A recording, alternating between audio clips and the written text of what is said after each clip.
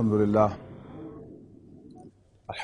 نحمدہ ونستعینہ ونستغفرہ ونؤمن بہ ونتوکل علیہ ونعوذ باللہ من شرور انفسنا ومن سیئات اعمالنا من یہدہ اللہ فلا مضل لہ ومن یضللہ فلا ہادی لہ ونشہد ان لا الہ الا اللہ وحدہ لا شریک لہ ونشہد ان سیدنا محمدا عبدہ ورسولہ ارسلہ بالہدی ودین الحق لیظہرہ علی الدین کلہ وکفی باللہ شہیدا فصلی اللہ علیہ وسلم تسلیما کثیرا کثیرا اما بعد فاعوذ باللہ من الشیطان الرجیم بسم اللہ الرحمن الرحیم الم یجدک یتیما فآوی ووجدک ضالا فہدی ووجدک عائلا فاغنی۔ حضرات ہمارے لیے یہ بڑی سعادت کی بات ہے کہ ہم اس وقت سیرت النبی کا مطالعہ کرنے کے لیے اکٹھے ہوئے ہیں۔ ہمارے لیے ہدایت کی اللہ تعالیٰ نے دو بنیادی سورسز مقرر کی ہیں، ایک قرآن مجید اور دوسرے رسول اللہ صلی اللہ علیہ وسلم کی سنت۔ لیکن بدقسمتی سے جب بھی لفظ سنت ہم استعمال کرتے ہیں تو ہم اس کو عبادات تک محدود کر دیتے ہیں، جبکہ سنت کے معنی طرز زندگی کے اور لائف سٹائل کے ہیں، اور اس لائف سٹائل میں نبی اکرم صلی اللہ علیہ وسلم کی پوری زندگی آتی ہے، صرف عبادات نہیں آتی۔ نبی اکرم صلی اللہ علیہ وسلم کی مدنی زندگی بہت حد تک قرآن مجید میں باقاعدہ زیر بحث آئی ہے، سیرت النبی کے عنوان سے نہیں، رسول اللہ صلی اللہ علیہ وسلم کی حیات طیبہ کے عنوان سے نہیں، بلکہ مختلف ایونٹس جو رسول اللہ صلی اللہ علیہ وسلم کی حیات طیبہ میں پیش آئے، قرآن مجید میں ان کا تفصیل کے ساتھ تذکرہ ہے اور ہمارے لیے رہنمائی ہے۔ رسول اللہ صلی اللہ علیہ وسلم کی مکی زندگی اس طرح سے ریکارڈڈ نہیں ہے۔ سیرت نگاروں نے بھی بہت مشکل سے ڈھونڈ ڈھانڈ کر وہ واقعات نکالے ہیں، اور آپ کی ابتدائی زندگی، آپ کے ابتدائی 40 سال وحی کے آغاز سے پہلے وہ تو سمجھیے کہ عام طور پر سیرت کی کتابوں میں ان کا تذکرہ تک نہیں ہے۔ ابھی میں نے جو 3 آیات تلاوت کی ہیں سورۃ الضحیٰ کی، ان میں اللہ تعالیٰ نے نبی اکرم صلی اللہ علیہ وسلم کی حیات طیبہ کے پہلے 40 سالوں کو انتہائی اختصار کے ساتھ 3 آیات کے اندر بند کر دیا ہے۔ الم یجدک یتیما فآوی، کیا اللہ تعالیٰ نے آپ کو یتیم نہ پایا تو پناہ دے دی؟ یعنی عام طور پر یتیم بچہ جو ہوتا ہے وہ رولنگ بال گیدرز نو ماس کا مصداق ہوتا ہے، جبکہ نبی اکرم صلی اللہ علیہ وسلم کے ساتھ ایسا معاملہ نہیں ہوا۔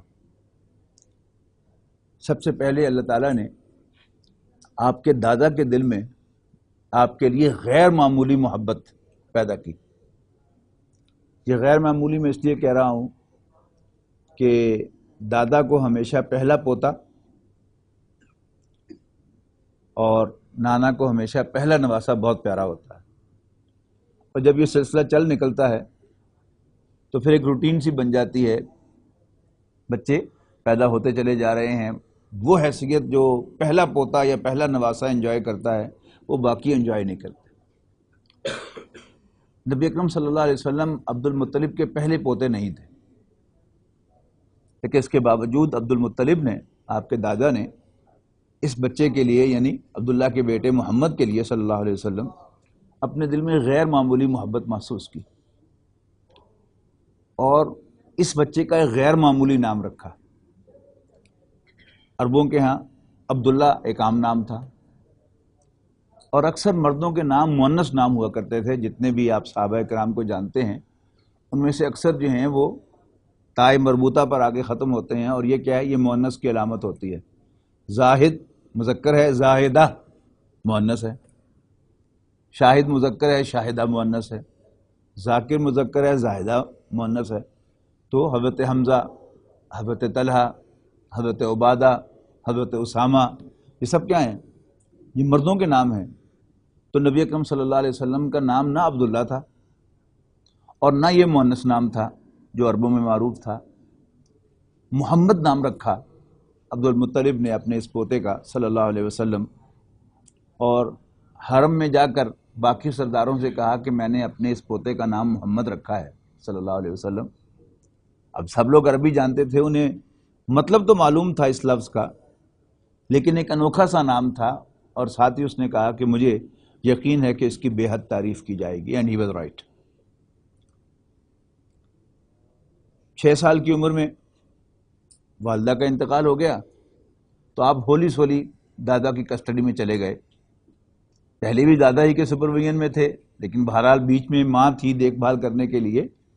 6 سال کی عمر میں وہ بھی نہ رہی، 5 سال پہلے ویسے ہی حضرت حلیمہ کے پاس گزارے تھے عرب کی روایت کے مطابق، لیکن 8 سال کی عمر میں دادا کا بھی انتقال ہو گیا۔ تو بنو ہاشم کی روایت کے مطابق آپ خاندان کی براہ راست کسٹڈی میں چلے گئے اور خاندان کے سربراہ کی سپرویژن میں چلے گئے۔ عبد المطلب کے بعد حضور صلی اللہ علیہ وسلم کے ایک تایا زبیر خاندان کے سربراہ بنے۔ زبیر ایک کھاتے پیتے آدمی تھے، لیکن جلد ہی ان کا بھی انتقال ہو گیا۔ اس کے بعد خاندان کی سربراہی ابو طالب کے پاس آئی۔ ابو طالب یاد رکھیے گا کہ کھاتے پیتے انسان نہیں تھے، لیکن ایک ideal head of the family تھے۔ میں زور دے کر آئیڈیل کہہ رہا ہوں کہ ہم لوگ جو شہروں میں آ کر رہے، شہروں میں پیدا ہوئے، شہروں میں پڑے بڑے، تو وی ہیو نو آئیڈیا کہ خاندانی نظام کیا ہوتا ہے۔ ذرا آپ دیہاتوں میں جاتے ہیں تو آج بھی کسی درجے میں وہ نظام انٹیکٹ ہے، ہر شخص اپنے خاندان کے حوالے سے پہچانا جاتا ہے۔ گھر جو ہیں وہ ڈیزگنیٹڈ ہیں، جو گجراں دے گھر، ڈوگراں دے گھر، راجپوتاں دے گھر، جٹاں دے گھر، رائیاں دے گھر، ہے نا؟ اور پھر ہر شخص جو ہے وہ اس خاندان کے حوالے سے پہچانا جاتا ہے، گجراں دا منڈا ہے، راجپوتاں دا منڈا، اور پھر ہر خاندان کا ایک سربراہ ہے کہ جو خاندان کے بڑے بڑے فیصلے کرتا ہے، اور خاندان کے ہر فرد کو خاندان کی پوری سپورٹ حاصل ہوتی ہے، یہاں تک کہ اگر ان کا کوئی نوجوان کوئی غلط حرکت کر دے تو خاندان کے اندر تو بے شک اس کو جوتے بھی لگا لیں، لیکن خاندان کے باہر سب کے سب اس کی بیک پہ کھڑے ہوتے ہیں، خبردار ساڑا منڈا۔ یہ ہے خاندانی نظام۔ تو عبد المطلب جو تھے وہ ایک آئیڈیل سربراہ خاندان ثابت ہوئے، اور انہوں نے اپنی زندگی کی آخری سانس تک نبی اکرم صلی اللہ علیہ وسلم کو آؤٹ رائٹ سپورٹ کیا، اور کسی دشمن کو قریش میں سے آپ کے پاس بھی نہیں پھٹکنے دیا، خبردار ساڈا منڈا۔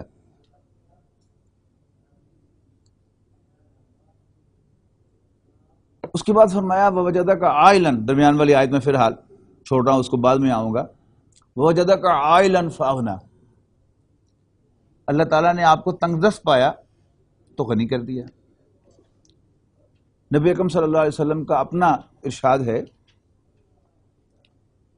کہ ہر نبی نے بھیڑ بکریاں ضرور چرائی ہیں، اور دیکھو میں نے بھی بہت ہی معمولی معاوضے پر فلاں خاندان کے جانور چرائے ہیں۔ اب ذہن میں لائیے گا کہ مکہ مکرمہ میں جانور چرانا وہ فیصل آباد یا جڑاں والے میں جانور چرانے کے مترادف نہیں ہے۔ ہمارے پنجاب میں تو کبھی سال میں 10 سال 15 سال کے بعد 50 ڈگری ٹیمپریچر چلا جائے تو خبر چھپتی ہے نا اخبار میں کہ آج وہ ٹچ کر گیا 50 کو، لیکن وہاں نارمل ٹیمپریچر جو ہے وہ 50 ڈگری ہوتا ہے۔ اور ایک صاحب نے کہا کہ میں نے مکہ مکرمہ میں 60 ڈگری بھی ٹیمپریچر دیکھا ہے۔ کوئی مانتا نہیں تو وہ پرس میں سے نکال کے وہ سعودی گزٹ کی کٹنگ بھی دکھا دیتے ہیں، یہ دیکھیے ہم ابھی۔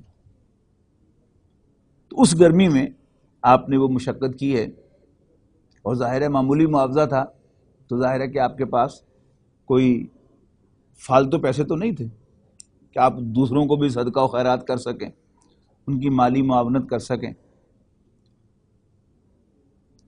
لیکن نبی اکرم صلی اللہ علیہ وسلم کے اندر وہ جو جذبہ تھا انسانی خدمت کا وہ بھی کوٹ کوٹ کا بھرا ہوا تھا.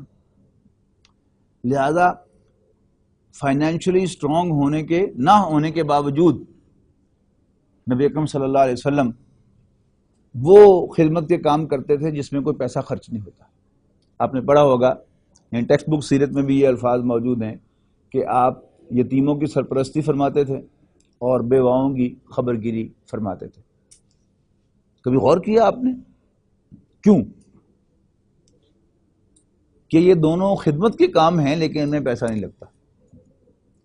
ایک یتیم بچے کی اصل ضرورت کیا ہے کہ کوئی ایسے اسے گلے لگائے اور ایسے اس کا منہ چومے کہ اگر اس کا باپ زندہ ہوتا تو یوں اس کو گلے لگاتا اور اس کا منہ چومتا.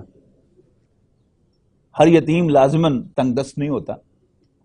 کھاتے پیتے گھرانوں کے یتیم بچے اور یہ جو یتیم خانوں کے اندر بچے رہتے ہیں آج وہ بہت زیادہ فنڈز ان کے پاس ہوتے ہیں, بہت اچھی فیسلٹیز ہوتے ہیں, لیکن آپ وہاں جائیں گے تو آپ کو ان کا چہرے جو ہیں مرجھائے ہوئے نظر آئیں گے. کیوں؟ انہیں کھانے پینے کو ملتا ہے, رہنے سہنے کو ملتا ہے, لیکن شفقت نہیں ملتی. وہ شفقت کے جو باپ دیتا ہے. تو رسول اللہ صلی اللہ علیہ وسلم یتیموں کی سرپرستی فرماتے تھے اور بیواؤں کی خبرگیری. یعنی آج کی بیوہ پر قیاس نہ کیجئے جس کے 2 بینک اکاؤنٹس بھی ہیں, اس کی جیب میں 2 کریڈٹ کارڈ ہیں, 2 ڈیبٹ کارڈ ہیں, وہ ڈرائیونگ بھی جانتی ہے اور اس کے پاس موبائل فون بھی ہے. نہیں, آج سے 1500 سال پہلے کی جو بیوہ ہے اس کو کوئی نوجوان ہر دوسرے چوتھے روز آ کر یہ پوچھتا ہے کہ اماں جی کو کم ہوئے تو دسو. ہے نا خدمت؟ یہ اس بوڑھی عورت کی نیڈ ہے اور کوئی اس نیڈ کو کیٹر کرتا رہے اور آ کے پوچھتا رہے اماں جی کم ہوئے تو دسو. یہ بھی ایک خدمت ہے جو آپ کیا کرتے تھے, اس میں بھی پیسہ نہیں چاہیے. اگرچہ ایک تھوڑا سا ایک خوف سا دل میں ہوتا ہے کہ اگر اماں جی نے پیسے مانگ رہے پھر میں کی کروں گا, لیکن ان جنرل جو اس کی اصل ضرورت ہے وہ کیا ہے کہ کوئی نوجوان جو ہے اس کو سودا سلف لا دے, اس کا کوئی پیغام کہیں پہنچانا ہو تو وہ پہنچا دے. یہاں تک کہ نبی اکرم صلی اللہ علیہ وسلم کو جب آپ بڑے ہوئے تو آپ کے چچا نے آپ کو تجارت کے پیشے سے وابستہ کر دیا. آپ تاجر نہیں تھے. یعنی اکثر سیرت میں ذرا بے احتیاطی سے کام لیا گیا ہے. ایک طرف کہا گیا ہے کہ آپ کے پاس پیسے نہیں تھے اور دوسری طرف آپ کو تاجر قرار دے دیا گیا ہے. آپ تاجر نہیں تھے, تجارت کے پیشے سے وابستہ تھے.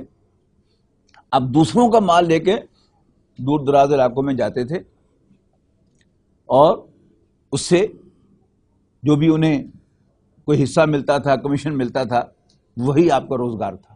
اس دوران نبی اکرم صلی اللہ علیہ وسلم نے نام کمایا اور بہت جلد مکہ مکرمہ میں یہ بات مشہور ہو گئی کہ ہاشمیوں کا یہ نوجوان عبداللہ کا بیٹا محمد صلی اللہ علیہ وسلم یہ عجیب قسم کا سیلز مین ہے.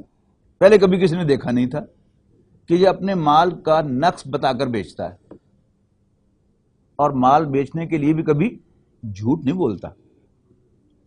لہذا مکے میں آپ الصادق اور الامین مشہور ہو گئے.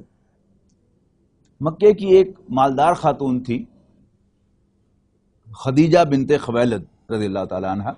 وہ 2 دفعہ کی بیوہ تھی اور یہ 2 دفعہ کی بیوہ بھی یاد رکھیے گا it was not an accident. اللہ تعالیٰ نے آپ کو یہ بیوی چن کے عطا کی تھی, ایک ایسی خاتون جو مرد کی نیڈ سے پوری طرح آگاہ ہو. کیسے مرد کو خوش رکھا جاتا ہے, کیا اس کی ضروریات ہوتی ہیں, کس طرح سے اس کا خیال رکھنا ہوتا ہے. ظاہر ایک تجربہ کار خاتون نبی اکرم صلی اللہ علیہ وسلم کے عقد میں اللہ تعالیٰ نے دلائی آپ کی ٹیک کیئر کرنے کے لیے. تو انہوں نے پیغام بھیجا کہ آپ میرا مال لے کے جائیں. اور یہ خاتون بھی نبی اکرم صلی اللہ علیہ وسلم کی میچ تھی, اس لیے کہ جیسے رسول اللہ صلی اللہ علیہ وسلم کو محمد بن عبداللہ کو الصادق اور الامین کہا جاتا تھا, مکہ مکرمہ میں یہ خاتون الطاہرہ کے نام سے پہچانی جاتی تھی, پاک باز خاتون. There was nothing against her اس معاشرے کے اندر کہ یہ 2 دفعہ کی بیوہ ہے لیکن انتہائی پاک باز خاتون ہے. تو اللہ تعالیٰ نے اپنے پیغمبر کے لیے ہر اعتبار سے ایک سوٹیبل اور معیاری خاتون کا انتخاب کیا کہ آپ کے عقد میں آئیں. آپ ان کا مال لے کے گئے، انہوں نے اپنا ایک غلام بھی ساتھ بھیجا، اپیرنٹلی ہیلپ کرنے کے لیے، انفیکٹ آبزرو کرنے کے لیے. اس غلام نے آپ نے پائی پائی کا ایک حساب دیا. اوپر سے غلام نے کہا کہ مالکن سے کہ مالکن جو کچھ اس شخص کے بارے میں سنا تھا میں نے اس کو اس سے بہت آگے پایا. میں امیجن بھی نہیں کر سکتا کہ کوئی شخص جو ہے وہ اتنا فیئر ہو سکتا ہے ڈیلنگ میں جتنا میں نے اس شخص کو پایا ہے. تو حضرت خدیجہ رضی اللہ تعالی عنہا نے آپ کو پروپوز کر دیا اور شادی ہو گئی. اب حضرت خدیجہ یہ سمجھی کہ میں نے سب مال جو ہے اپنا ان کے لیے کھول دیا ہے، یہ میرا بستر، میرا مال سب کچھ استعمال کر رہے ہیں، تو اب میرا مال ان کا مال ہے. لیکن ایک مرتبہ محمد بن عبداللہ صلی اللہ علیہ وسلم ذرا کچھ پریشان سے گھر تشریف لائے. تو حضرت خدیجہ نے پوچھا کہ کیا بات ہے، آپ پریشان کیوں ہیں؟ تو آپ نے فرمایا کہ میں باہر گھوم رہا تھا، میں نے قافلہ دیکھا، بڑا قسم پرسی کا عالم تھا، بچے بھوک سے بلک رہے تھے، میں سوچ رہا تھا کہ میرے پاس بھی کچھ سرمایہ ہوتا تو میں ان کی مدد کرتا. تو انہیں فوراً سٹرائک ہوا حضرت خدیجہ کو، خدیجہ بنت خویلد کو رضی اللہ تعالی عنہ، کہ اوہو میرے شوہر تو دیانتدار آدمی ہیں اور وہ میرے مال کو اپنا مال نہیں سمجھتے. تو حضرت خدیجہ نے مکے کے سرداروں کو گھر بلایا اور ان سے کہا کہ تم سب گواہ رہو، میں نے اپنا سارا مال اپنے شوہر محمد بن عبداللہ کو ہبہ کر دیا. یہ کیا ہے؟ وَوَجَدَكَ عَائِلًا فَأَغْنَى، اللہ تعالیٰ نے آپ کو تنگ دست پایا تو غنی کر دیا. اس کے بعد جو درمیان والی آیت ہے اس کی طرف آئیے، وَوَجَدَكَ ضَالًّا فَهَدَى، اللہ تعالیٰ نے آپ کو ضال پایا تو راستہ دکھا دیا. اب یہ ضال جو ہے یہ ضالین کا واحد ہے، لیکن عام طور پر ہم ضالین کا جو ترجمہ کرتے ہیں وہ ہم رسول اللہ صلی اللہ علیہ وسلم کے لیے نہیں کر سکتے. لیکن بات سمجھنی پڑے گی کہ ضال کے معنی کیا ہیں، کیوں اللہ تعالیٰ نے یہ لفظ استعمال کیا ہے. کوئی شخص اس مرکز میں آنا چاہتا ہے اور فیصل آباد سے آتے ہوئے وہ نہر کراس کر جاتا ہے، غلطی سے شہر میں داخل ہو جاتا ہے، اور جب تک اس کو صحیح ڈائریکشن یہاں پہنچنے کی نہیں ملتی اس وقت تک وہ کیا ہے؟ ضال ہے. اور جب اسے صحیح ڈائریکشن مل جائے گی تو وہ مہتدی ہے. تو وہ کیا چیز ہے جسے قرآن مجید میں ضال سے تعبیر کیا گیا ہے، اور وہ کیا چیز ہے جسے فہدا کہا گیا ہے؟ تو اللہ تعالیٰ نے راستہ دکھا دیا. جہاں تک رسول اللہ صلی اللہ علیہ وسلم کی مذہبی زندگی کا تعلق ہے، آپ کا کوئی بدترین دشمن بھی نبی اکرم صلی اللہ علیہ وسلم پر یہ انگلی نہیں اٹھا سکا کہ آپ نے بھی کبھی کسی بت کو سجدہ کیا تھا. اور اللہ تعالیٰ نے آپ کی بڑی خاص حفاظت فرمائی تھی کہ جوانی میں 2 مرتبہ ایسا ہوا کہ آپ ہم عمر لڑکوں کے ساتھ کسی میلے میں شرکت کے لیے گئے، لیکن راستے ہی میں اللہ تعالیٰ نے کوئی ایسا سبب بنایا کہ نبی اکرم صلی اللہ علیہ وسلم کی آنکھ لگ گئی اور آپ وہیں سوئے رہ گئے اور باقی دوست جو ہے وہاں سے چلے گئے. تو اللہ تعالیٰ نے آپ کی پاک بازی کی بھی حفاظت فرمائی، اور مذہبی اعتبار سے آپ نے کبھی کسی بھی کو سجدہ نہیں کیا، آپ پہلے دن سے موحد تھے. یہ ذہن میں رکھیے گا کہ قرآن مجید گواہ ہے اس بات پر کہ مکے کے کافر بھی توحید کے ساتھ اللہ تعالیٰ کو خالق کائنات مانتے تھے. قرآن مجید میں متعدد بار یہ آیت وارد ہوئی ہے، لَئِن سَأَلْتَهُمْ مَنْ خَلَقَ السَّمَاوَاتِ وَالْأَرْضِ، یقیناً اگر تم ان سے پوچھو، یہ ان کون ہیں؟ مکے والے، کہ آسمانوں اور زمین کو یعنی کائنات کو کس نے پیدا کیا؟ لَيَقُولُنَّ اللَّهُ، تو لازماً کہیں گے کہ اللہ تعالیٰ نے پیدا کیا. اس کا مطلب کیا ہے کہ مکے کے کافر توحید کے ساتھ اللہ تعالیٰ کو خالق مانتے تھے. اور سورہ یونس میں تو یہاں تک ہے کہ اگر تم ان سے پوچھو کہ آسمان اور زمین سے تمہیں رزق کون دیتا ہے، آیت نمبر 31 ہے، کون کس کے کنٹرول میں ہیں آنکھیں اور کان، کون زندہ کو مردہ سے، مردہ کو زندہ سے پیدا کرتا ہے، اور کون کاموں کی تدبیر کرتا ہے، سیقولون اللہ، تو لازماً کہیں گے کہ اللہ تعالیٰ. اس کا مطلب ہے کہ اللہ تعالیٰ کو وہ بہت کچھ مانتے تھے، البتہ الہ شرک کے ساتھ مانتے تھے. یہ ذہن میں رکھیے گا. اب آئیے واپس کہ رسول اللہ صلی اللہ علیہ وسلم نے پہلے بغیر فائنینشیل ریسورسز کے انسان کی خدمت کرنا چاہیے، لیکن وہ جو میں نے کہا کہ ایک آپ کو خوف سا رہتا ہوگا کہ کیوں دے اماں پیسے نہ مانگ لے، پیسے تو تھے نہیں آپ کے پاس، حضرت خدیجہ نے اپنا مال دے دیا سارا کا سارا، آپ غنی ہو گئے. اب جس کام کے لیے دیا تھا اسی کام کے لیے آپ نے لگانا شروع کیا ہوگا، لیکن ایسا معلوم ہوتا ہے کہ آپ نے جلد ہی محسوس فرمایا کہ یہ انسانی خدمت تنہ تنہا کرنے کا کام نہیں. مکے میں ایک والنٹیئر آرگنائزیشن تھی، حلف الفضول. حلف کہتے ہیں نا اوتھ کو، اور فضول یہ فاضل سے نکلا ہے، یعنی والنٹیئر ورک، والنٹیئر آرگنائزیشن. ایک ہوتا ہے نا انسان کا معاش کی اصل جاب ہوتی ہے یا بزنس ہوتا ہے، اس کے علاوہ وہ والنٹیئر کام کرتا ہے. تو یہ کیا تھی؟ یہ والنٹیئر آرگنائزیشن تھی. اگرچہ بہت سے لوگوں نے اس کا نام کی توجیہ یہ کی ہے کہ اس میں بہت سے فضل جو تھے وہ شامل تھے، فضل بن عبداللہ، فضل بن عباس، فلاں فلاں. تو حضور صلی اللہ علیہ وسلم کا نام تو فضل نہیں تھا. آپ اس کے ممبر کیسے تھے کہ آپ بھی اس حلف میں شامل ہوئے تھے کہ ہم بھوکوں کو کھانا کھلائیں گے، اور کوئی مدد کے لیے پکارے گا تو ہم اس کی مدد کے لیے پہنچیں گے اور ظالم کا ہاتھ روکیں گے. اب ایسی آرگنائزیشن جو ہوتی ہیں یہ بڑی قابل رحم ہوتی ہیں. میں بہت سوچ سمجھ کا لفظ استعمال کر رہا ہوں، قابل رحم ہوتی ہیں کہ یہ اپنی ناکامیوں پر خوشی مناتی رہتی ہیں. آپ کسی ایسی آرگنائزیشن کے دفتر میں جائیں، ہیڈ کوارٹر میں جائیں، تو وہاں پر پہلے وہ چارٹ لگے ہوئے ہوتے تھے، گراف بنے ہوئے ہوتے تھے، اور اب کیا ہے، ہر چیز ڈیجیٹل ہے.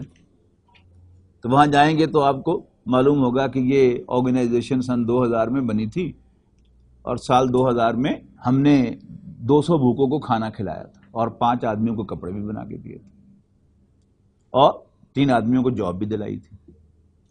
اگلے سال ہم نے ترقی کی، ہم نے 1000 بھوکوں کو کھانا کھلایا یا 500 کو کھانا کھلایا، یعنی فگر بڑھ گئی، اور ہم نے 10 آدمیوں کو کپڑے بنا کر دیے اور 5 کو جاب دلائی. اب میرے جیسا آدمی، ایک نارمل آئی کیو کا یا لو آئی کیو کا، وہ بڑا امپریس ہوتا ہے اور کہتا ہے جی میرا بھی ایسا بات. لیکن ذہین آدمی اس کو دیکھ کر پریشان ہوتا ہے. اور یاد رہے کہ رسول اللہ صلی اللہ علیہ وسلم نوع انسانی کے ذہین ترین فرد تھے، لہذا یہ وہ چیز تھی کہ جو رسول اللہ صلی اللہ علیہ وسلم کو غار حرا میں لے کے گئے. ایک ایسا شخص کہ جس کی بیوی اس کا کہنا نہ مانتی ہو، بچے اس کی بات نہ سنتے ہوں، وہ مسجد میں آ کے تسبیحاں پھیرے تو سمجھ میں آتا ہے.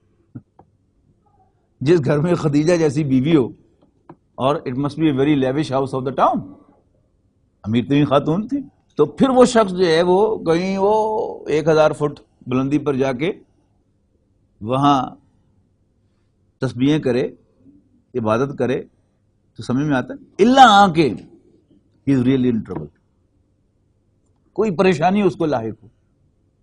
اور رسول اللہ صلی اللہ علیہ وسلم کی 40 سالہ زندگی دیکھیں تو آپ کی اصل پریشانی کیا تھی کہ انسان پر ظلم ڈھا رہا ہے. کچھ لوگ جو ہیں ان کے کتے بھی کھاتے ہیں، اور کچھ انسان کے بچے جو ہیں وہ بھی رات کو بھوکے سوتے ہیں، اور بے روزگاری ہے. کیا کیا جائے؟ میں نے تنہا بغیر پیسے کا کام کیا، مزہ نہیں آیا. مجھے خدیجہ نے اپنا سارا مال ہبہ کر دیا، مزہ نہیں آیا. میں الف الفضول میں شامل ہوا تو وہاں الٹا تکلیف ہوئی کہ پہلے سال ہماری کمیونٹی میں بھوکے 200 تھے، اگلے سال 500 ہو گئے، 1000 ہو گئے، پھر 2000 ہو گئے، پھر 5000 ہو گئے، اور اب ہم لاکھوں کو کھانا کھلاتے ہیں. تو یہ کیا خوشی کی بات ہے؟ ایک عام آدمی بڑا امپریس ہو سکتا ہے نا اس سے کہ جی بہت خدمت کر رہی ہے، لیکن ذہین آدمی جو ہے وہ کبھی اس سے امپریس نہیں ہوگا. اس کو یہ غم کھائے جائے گا کہ ہماری کمیونٹی کے اندر بھوک بڑھ رہی ہے، مفلسی اور غربت میں اضافہ ہو رہا ہے، اور انسانوں پر ظلم جو ہے وہ بڑھتا چلا جا رہا ہے. یہ بھی ہوتا نا، ایک غلط فہمی پائی جاتی ہے. جب وہ ایران میں انقلاب آیا تھا تو آپ لوگ تو شاید اس وقت چھوٹے ہوں گے، بہت سے لوگوں کی زبان پر آیا کہ ایک خمینی پاکستان میں آ جاوے نا تو 2-4 گاٹے لا دے تو سب ٹھیک ہو جائے گا. جیسے بھوکوں کو کھانا کھلانے سے بھوک ختم نہیں ہوتی، اور بے روزگاروں کو جاب دینے سے بے روزگاری ختم نہیں ہوتی، بڑھتی ہے، ایسے ہی آپ 2 ظالموں کو ماریں گے تو 4 پیدا ہوں، 4 کو ماریں گے 10 پیدا ہوں. ظلم ایسے ختم نہیں ہوتا. اب نبی اکرم صلی اللہ علیہ وسلم جو گئے غار حرا میں، تو بخاری شریف کی روایت کے مطابق اس کی ڈسکرپشن کچھ یوں ہے: فلما بلغ 40 سنۃ کان حبب الیہ الخلاء، کہ جب آپ کی عمر مبارک 40 سال کے قریب ہوئی تو آپ کو خلوت، تنہائی بہت پسند آنے لگی. وکان یخلو الی غار الحرا، اور آپ غار حرا میں جا کر خلوت اختیار فرماتے. ویتحنث فیہ، اور آپ اس میں عبادت فرماتے. اب حدیث کی شرح لکھنے والوں کے سامنے ایک بہت بڑا سوال آ گیا کہ قرآن مجید نازل نہیں ہوا تھا، نماز آئی نہیں تھی، تو کون سی عبادت وہاں پر آپ فرماتے تھے؟ تو حدیث کی شرح لکھنے والوں نے اس کی شرح فرمائی کہ کانا صفت تعبدہ فی غار الحرا التفکر والاعتبار کہ غار حرا میں آپ کی عبادت کی نوعیت غور و فکر تھا. اور پھر بعض لوگوں نے سرسری طور پر کہہ دیا کہ آپ اس کائنات پر غور و فکر کرتے تھے کہ اس کو کس نے بنایا. میں اس سے اگری نہیں کرتا ود ڈیو ریسپیکٹ کہ جب مکے کا عام کافر یہ مانتا تھا کہ اس کائنات کا خالق واحد اللہ تعالیٰ ہے، تو پھر حضور صلی اللہ علیہ وسلم جنہوں نے کبھی کسی بت کو سجدہ بھی نہیں کیا تھا، ان کو ایسے معاملات پر غور کرنے کی کیا ضرورت ہے؟ اور آپ کی 40 سالہ زندگی جس طرف پوائنٹ کرتی ہے وہ کیا ہے کہ نبی اکرم صلی اللہ علیہ وسلم نے لازماً جو غور و فکر کیا ہوگا وہ اس میں کیا ہوگا کہ میں ظلم کو کیسے ختم کروں، میں غربت کو کیسے ختم کروں، میں بھوک اور ننگ کو کیسے ختم کروں. اس کا جواب ہے ہدایت ہے جو اللہ تعالیٰ نے دی ہے. وَوَجَدَكَ ضَالًّا فَهَدَىٰ، اور اللہ تعالیٰ نے آپ کو تنگ دست پایا تو غنی کر دیا. اور وَوَجَدَكَ ضَالًّا فَهَدَىٰ، اور جب آپ کو اور اس نے آپ کو راستے کا متلاشی پایا، ضال پایا تو راستہ دکھا دیا. راستہ کیا دکھایا؟ یہ ہے اصل میں بہت امپورٹنٹ بات کہ راستہ دکھایا اقرا بسم ربک، پڑھ اپنے رب کے نام سے، پڑھ اپنے مالک کے نام سے، الذی خلق، جس نے پیدا کیا. یہ ایک بڑا انقلابی پیغام تھا. آپ سوچ رہے ہوں گے کہ اس میں کیا انقلابیت ہے. یاد رکھیے گا عربی زبان میں لفظ اللہ اللہ تعالیٰ کے لیے بنا تھا اور صرف اللہ تعالیٰ ہی کے لیے بولا جا سکتا تھا. آج بھی بولا جا سکتا ہے. جیسے انگریزی زبان میں کیپٹل جی والا گاڈ جو ہے وہ صرف اللہ تعالیٰ کے لیے، اس کی نہ پلورل ہے، اس کی نہ فیمینن ہے.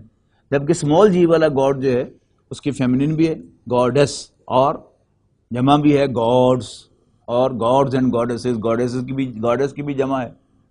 لیکن کیپٹل جی والا گاڈ نہ اس کے ساتھ دی لگتا ہے، نہ اس کے ساتھ اے لگتا ہے، نہ اس کی کوئی فیمینن ہے، نہ اس کا کوئی پلورل ہے. تو لفظ اللہ جو تھا وہ بھی ایسے ہی تھا. ویئرز لفظ رب جو تھا یہ عربی زبان میں اللہ تعالیٰ کے لیے نہیں بنا. یہ کس کے لیے بنا تھا؟ آقاؤں کے لیے بنا تھا. یعنی اگر آپ عربی میں یہ کہنا چاہیں کہ امیہ بن خلف حضرت بلال کا آقا تھا تو آپ حیران ہوں گے کہ آپ کے پاس عربی میں اور کوئی لفظ نہیں ہے سوائے یہ کہنے کے کہ کان امیہ رب بلال رضی اللہ عنہ، کہ امیہ حضرت بلال کا آقا تھا، رب تھا، مالک تھا. اب یہاں اس پہلی آیت نے کیا طوفان مچایا مکہ مکرمہ کے اندر کہ مکہ مکرمہ کے لوگ اللہ تعالیٰ کو خالق تو مانتے تھے، پہچانتے تھے، تو یہ پہلی آیت نے کیا ہنگامہ کھڑا کر دیا کہ رب تم نہیں ہو، رب وہ ہے جس نے پیدا کیا. اقرا بسم ربک، پڑھ اپنے رب کے نام سے، الذی خلق، وہ جس نے پیدا کیا. گویا سرداروں کے نیچے سے کرسی کھینچ لی گئی، یا دوسرے لفظوں میں کہیں تو ان کی پونچھ پہ پاؤں رکھ دیا. تو جانور ٹپتا کدوں ہے؟ پوچھتے پہ آ رہا ہے. تو پہلی آیت نے آ کر وہاں ہنگامہ کھڑا کر دیا کہ رب تم نہیں ہو، تم مخدوم ہو، رب نہیں ہو، رب وہ ہے الذی خلق، جس نے پیدا کیا. اور اس کے بعد اقرا بسم ربک الذی خلق، خلق الانسان من علق، جمع وہ خون سے پیدا کیا. اور یہ کوئی نئی بات نہیں ہے. قرآن مجید فزیولوجی کی یا ایمبریولوجی کی کتاب تو ہے نہیں کہ ڈسکرائب کرے وہاں کیا عورتوں کے مس کیریج نہیں ہوتے تھے، بھیڑ بکریوں کے، اونٹنیوں کے مس کیریج نہیں ہوتے تھے. اور یہ ان سب کو پتا تھا کہ جو تخلیق کی پہلی سٹیج ہے نطفے کے بعد وہ کیا ہے؟ خون. تو قرآن مجید کو نئی بات نہیں بتا رہا تھا، یعنی ریفرنس تھا الذی اقرا بسم ربک الذی خلق، خلق الانسان من علق، اقرا وربک الاکرم الذی علم بالقلم علم الانسان ما لم یعلم. اور انسان کو وہ کچھ سکھایا جو وہ کبھی نہ جانتا.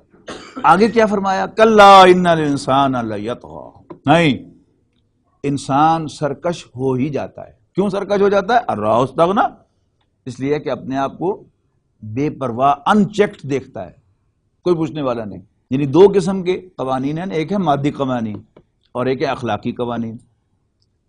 سچ بولنا یہ کیا ہے؟ یہ اخلاقی قدر ہے.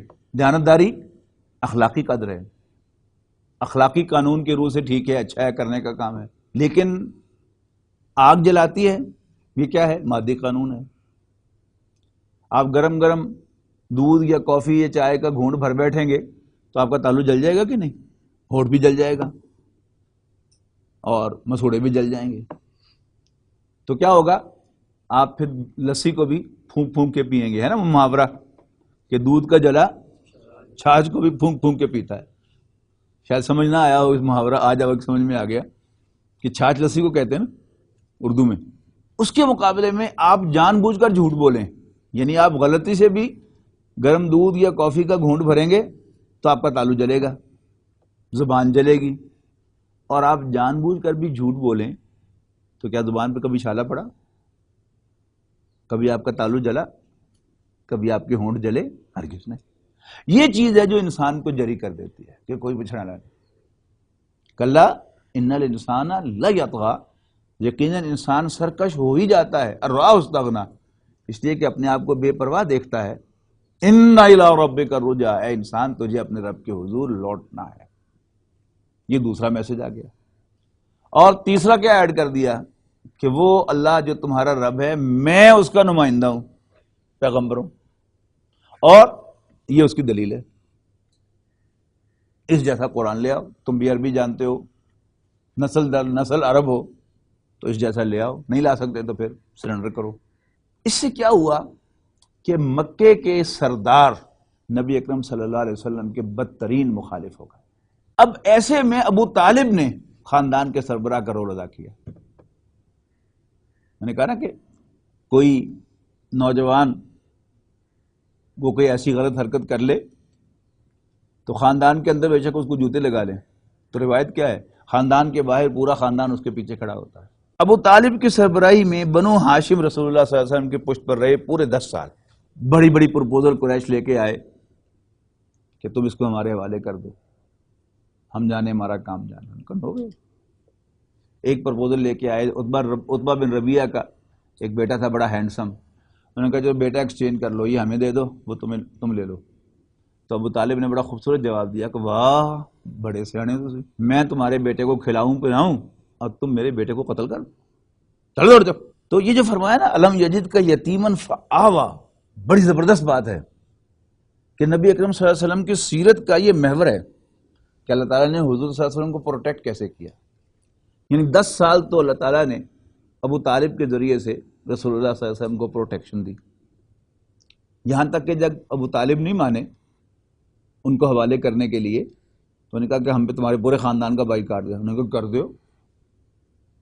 تو یہ 3 سال کا جو مقاطع ہے محرم سن 790 سے لے کر محرم سن 1090 تک، یہ پورے بنو ہاشم کا مقاطع ہوا اسی مقصد کے لیے، اس لیے کہ ابو طالب نے ساتھ نہیں چھوڑا۔ اور 1090 میں جب آپ باہر آئے، یعنی پورا بنو ہاشم باہر آیا اس قید سے، تو آتے ہی 2 صدمے رسول اللہ صلی اللہ علیہ وسلم کو پہنچے۔ ایک تو حضرت خدیجہ کا انتقال ہوا، ان کا میں تعارف آپ کو کرا چکا ہوں کہ اللہ تعالیٰ نے چن کر ایک ایسی بیوی آپ کو عطا کی تھی کہ جو ایک تو انتہائی پاک باز تھی، اور دوسرا 2 دفعہ کی بیوہ ہونے کی وجہ سے وہ مرد کی تمام جو نیڈز ہوتی ہیں ان کو کیٹر کرنا جانتی تھی۔ وہ بیوی بھی اللہ تعالیٰ نے لے لی۔ اب کیا کیا، نبی اکرم صلی اللہ علیہ وسلم کو لا کر اللہ تعالیٰ نے بالکل بند گلی میں کھڑا کر دیا، اس لیے کہ ابو طالب کے انتقال کے بعد ابو لہب خاندان کا سربراہ بن گیا۔ ابو لہب خاندان کا سربراہ بن گیا، اور اس نے آتے ہی 2 ہفتوں کے اندر اندر رسول اللہ صلی اللہ علیہ وسلم کو خاندان بنو ہاشم سے نکال دیا۔ یہ بہت ہی ٹرننگ پوائنٹ ہے رسول اللہ صلی اللہ علیہ وسلم کی سیرت کا، جو عام طور پر شاید آپ کو معلوم نہیں ہوگا، آپ میں سے اکثر کو، کہ یہ ٹرننگ پوائنٹ کون سا تھا۔ یہ کہتے ہیں کہ یہ عام الحزن ہے، یہ 2 صدمے رسول اللہ صلی اللہ علیہ وسلم کو ملے۔ اس کے بعد کیا ہوا عام طور پر تذکرہ نہیں کیا جاتا، ایک بڑا ہاربل کام ہوا، اور وہ کیا تھا کہ ابو لہب خاندان کا سربراہ بنا اور اس نے رسول اللہ صلی اللہ علیہ وسلم کو خاندان بنو ہاشم سے نکال دیا۔ اب آپ کی حیثیت کیا تھی؟ یہ مثال صرف سمجھانے کے لیے دے رہا ہوں، اس کو رسول اللہ صلی اللہ علیہ وسلم پر فٹ نہ کیجیے۔ ایک محاورہ ہے اردو کا، کٹی پتنگ۔ پتنگ بازی بھی ایک کھیل ہے نا، تو کھیل کے کچھ اصول ہوتے ہیں ہمیشہ۔ تو پتنگ بازی کا اصول کیا ہے کہ جب تک کوئی پتنگ کسی کے پتنگ باز کے ہاتھ میں اس کی ڈور ہے تو اس پر گاٹی مارنا، اس پر کانڈا مارنا، ٹانگا مارنا، اس کو اچھل کے پکڑنا کیا ہے؟ یہ پتنگ بازی کا جرم ہے۔ لیکن جب پتنگ کٹ جاتی ہے now it is free for all, تو اس کو کوئی بھی اچھل کے بھی پکڑ سکتا ہے، ٹانگا بھی مار سکتا ہے، گاٹی بھی مار سکتا ہے، یہ الاؤڈ ہے۔ تو جب تک نبی اکرم صلی اللہ علیہ وسلم خاندان بنو ہاشم میں تھے تو آپ پر دست درازی نہیں ہو سکتی تھی۔ جو بھی دست درازی کرے گا پورے خاندان بنو ہاشم سے لڑائی مول لے گا، اور وہ خانہ جنگی ہے۔ عرب بڑے سیانے تھے. اب کیا ہے، خاندان سے نکال دیے گئے تو اب کوئی بھی آپ پر اٹیک کر سکتا تھا. تو نبی اکرم صلی اللہ علیہ وسلم نے، یہ ہمارے سامنے ہوا، اب یہ ہو گیا ہے ڈاکٹر ذاکر نائک کے ساتھ کہ انڈیا نے ان کا پاسپورٹ جو ہے وہ کینسل کر دیا ہے، یعنی ان کی سٹیزن شپ جو ہے وہ کینسل کر دی. اب وہ اسائلم پر ہیں. تو رسول اللہ صلی اللہ علیہ وسلم نے بھی مکے کے چند ستاروں سے رابطہ کیا اور ان سے اسائلم طلب کی، انہوں نے نہیں دی. تو آپ اسائلم طلب کرنے کے لیے طائف گئے. وہاں 3 بھائی تھے، ان کی جائیدادیں تھیں اور ریپوٹیشن یہ تھی کہ وہ شریف آدمی ہیں. تو آپ نے ان سے ملاقات کی. انہوں نے نہ صرف یہ کہ آپ کو پناہ نہیں دی، ایسے چبھتے ہوئے جملے آپ سے کہے کہ کلیجہ چیر جائے انسان کا. ایک بھائی نے کہا، ہاں تم ہی تھے نا اللہ کے پاس نبی بنانے کو، یتیم. وہ فلانا سردار نہیں تھا، فلانا نہیں تھا. دوسرے کے پاس گئے، اس نے کہا بھی میں تم سے بات نہیں کرنا چاہتا کہ 2 ہی امکانات ہیں، ایک یہ کہ تم سچے نبی ہو، اور اگر تم سچے نبی ہو تو کہیں میں تمہاری توہین نہ کر بیٹھوں، اور اگر تم جھوٹے ہو تو پھر میری شان کے خلاف ہے کہ میں ایک جھوٹے آدمی سے بات کروں. تصور کیجئے آپ کے قلب مبارک پر کیا بیت رہی ہوگی. اور تیسرے نے اوباشوں کو پیچھے لگایا کہ ذرا ان کی خبر لو. انہیں پتھر مارے رسول اللہ صلی اللہ علیہ وسلم کی پنڈلی کی ہڈی کو نشانہ بنا کر. خون بہہ گیا اتنا کہ آپ پر غشی طاری ہوئی. آپ بیٹھے اور 2 لڑکے آئے، انہیں بغل میں ہاتھ دیے، کھڑا کر دیا، چلو یہاں نہیں بیٹھو. آپ کے خادم آپ کو اٹھا کے ایک باغ میں لے کے آئے، اور پھر مکے میں پھر داخل نہیں ہو سکتے. تو مطعم بن عدی ایک شخص تھا، وہ بھی شریف آدمی تھا، مکے کا سردار تھا. تو آپ نے اس کی طرف پیغام بھیجا تو اس نے کہا کہ ٹھیک ہے میری پناہ میں ہو، آ جاؤ. آپ نے وہ کہا فارملی پناہ دو. تو وہ اپنے 6 بیٹوں کو مسلح کر کے لایا اور ان کے گھیرے میں نبی اکرم صلی اللہ علیہ وسلم کو لے کر مکے میں داخل ہوا. یہ کیا تھا؟ یہ فارمل ڈیکلیریشن تھی کہ آج سے یہ شخص میری پناہ میں ہے. اور پھر حرم میں جا کر بھی اس نے اعلان کیا کہ میں نے محمد بن عبداللہ کو پناہ دے دی ہے، everybody should be informed. تو ابو جہل نے اس سے کہا تم نے اچھا نہیں کیا، لیکن بہرحال ان کی روایت تھی، اب تم نے دے دی ہے پناہ تو ہم احترام کریں گے. اس کے بعد اب یوں سمجھیے کہ آپ کو صرف یہ امان تو حاصل ہو گئی، لیکن طائف میں جو کچھ آپ پر ہوا that was very very horrible and terrible. اتنا ٹیریبل تھا کہ رسول اللہ صلی اللہ علیہ وسلم کی زبان مبارک پر بھی شکوہ آیا اللہ تعالیٰ کے حضور. سیرت کی کتابوں میں پڑھیے گا، بڑا عجیب وہ ڈائلاگ ہے اللہ تعالیٰ کے ساتھ، مناجات ہے. اللہم الیک اشکو ضعف القوۃ وقلۃ حیلتی وہوانی علی الناس. اے اللہ میں تجھ سے شکوہ کرتا ہوں اپنی قوت کی کمزوری، اپنے وسائل کی کمی اور لوگوں کے حوالے کیے جانے کا. اس لیے کہ رسول اللہ صلی اللہ علیہ وسلم سے بڑھ کر کسے یقین ہوگا؟ ایمان تو ہمارا بھی ہے لیکن یقین نہیں ہے کہ اگر اللہ تعالیٰ کی پرمیشن نہ ہوتی تو یہ میرا بال بھی بھیکا نہ کر سکتے. اللہ تعالیٰ ہیز الاؤڈ دیم. لہذا اللہ تعالیٰ سے شکوہ کیا، طائف والوں سے شکوہ نہیں کیا. اور وہ جو کہا اقبال نے کہ اٹھتے ہیں حجاب آخر، کرتے ہیں خطاب آخر، وہ شکوہ جو تھا وہ آسمانوں کو چیرتا ہوا اس نے جا کر دستک دی اللہ تعالیٰ کے حضور. تو اللہ تعالیٰ نے رسول اللہ صلی اللہ علیہ وسلم کو بلا لیا. سیرت النبی بھی غور کرنے کی چیز ہے نا. کبھی آپ نے غور کیا کہ معراج اب کیوں ہوئی؟ میں عرض کیا کرتا ہوں کہ اگر مجھ سے اللہ تعالیٰ مشورہ فرماتا تو میں مشورہ دیتا کہ جی پہلی وحی کے لیے آپ کو آسمانوں پر بلایا جاتا، اسٹیج سجتی، فرشتے بیٹھے ہوتے، آپ کا نام کال کیا جاتا، آپ اسٹیج پر تشریف لے جاتے، پہلی وحی پیش کی جاتی، کلیپنگ ہوتی. لیکن اللہ تعالیٰ کو مجھ سے مشورہ کرنے کی کیا ضرورت ہے؟ وہ خوب جانتا ہے کہ کون سا کام کب کرنے کا ہے. اب کیوں بلایا؟ بلا تشبیہ پھر عرض کر رہا ہوں کہ بچہ کبھی باہر سے روتا ہوا پٹ کر آئے، اس کی آنکھوں میں آنسو ہوں اور اس کی ماں صرف اسے کہہ دے میرا چاند، یوں ہاتھ پھیلا کے، تو کبھی آپ نے دیکھا ہو تو وہیں پر بچے کے آنسو رک جاتے ہیں. تو اللہ تعالیٰ نے کیوں بلایا؟ حضور صلی اللہ علیہ وسلم کی چیخ نکلی اور اللہ تعالیٰ نے بلا لیا آپ کے آنسو پوچھنے کے لیے، آپ کی داد رسی کے لیے. آپ کو ری ایشور کرنے کے لیے کہ کوئی گل نہیں، میں تیرے نال ہوں، گھبرنا کیوں تم. اور ساری کی ساری سیرت جو ہے وہ اصل میں اسی پر بیس کرتی ہے کہ رسول اللہ صلی اللہ علیہ وسلم کو اللہ تعالیٰ پر بھروسہ تھا. یعنی آپ ہر سٹیج پر کیلکولیشن کر کے دیکھیں. یعنی ایک ہوتا نا، ایک لفظ ہمارے ہاں اسٹریٹجی، اسٹریٹجک، یہ جنرل پرویز مشرف صاحب استعمال کیا کرتے تھے بار بار کہ اسٹریٹجک پارٹنرشپ امریکہ کے ساتھ. یہ اسٹریٹجی کس بلا کا نام؟ آپ ہر سٹیج پر حساب کتاب لگا کے دیکھیں، آپ کو ہر سٹیج جو ہے وہ ایسے نظر آئے گی رسول اللہ صلی اللہ علیہ وسلم کی سیرت کی کہ اب گئے کہ کل گئے، ابھی گئے کہ ابھی گئے. لیکن اللہ تعالیٰ اپنے کاموں کو کیسے کرتا ہے؟ ان اللہ بالغ امری.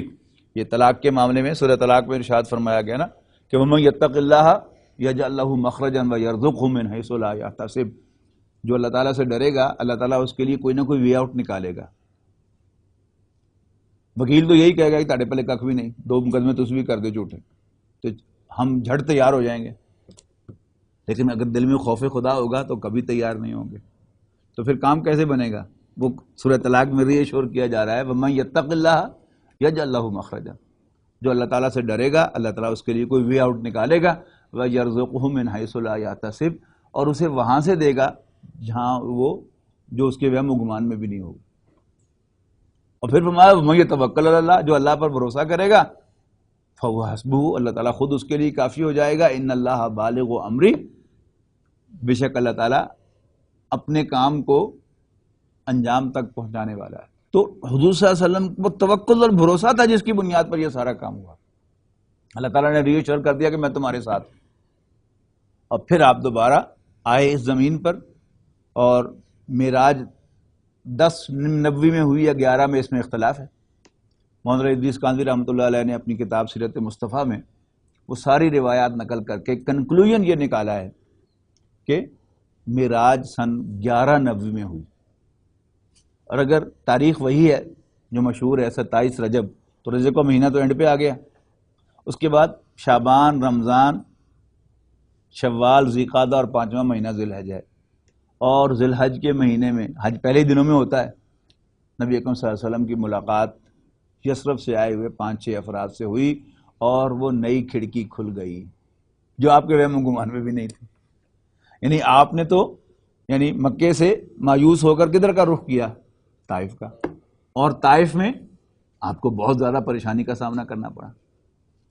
تو اللہ تعالیٰ نے آپ کے لیے کھڑکی کھولی. آپ نوٹ کیجئے گا ہر سٹیپ جو ہے وہ سیرت النبی کا عجیب ہے اس اعتبار سے کہ یہ سب اللہ تعالیٰ کی پلاننگ تھی. ہمارا ایمان ہے کہ اس دنیا میں کوئی ایکسیڈنٹ نہیں ہے، سب کچھ اللہ تعالیٰ کی پلاننگ سے ہوتا ہے. وہ سورہ طلاق کی جو 2 آیات میں نے سنائی ہیں اس سے اگلے کہ جملہ کیا ہے؟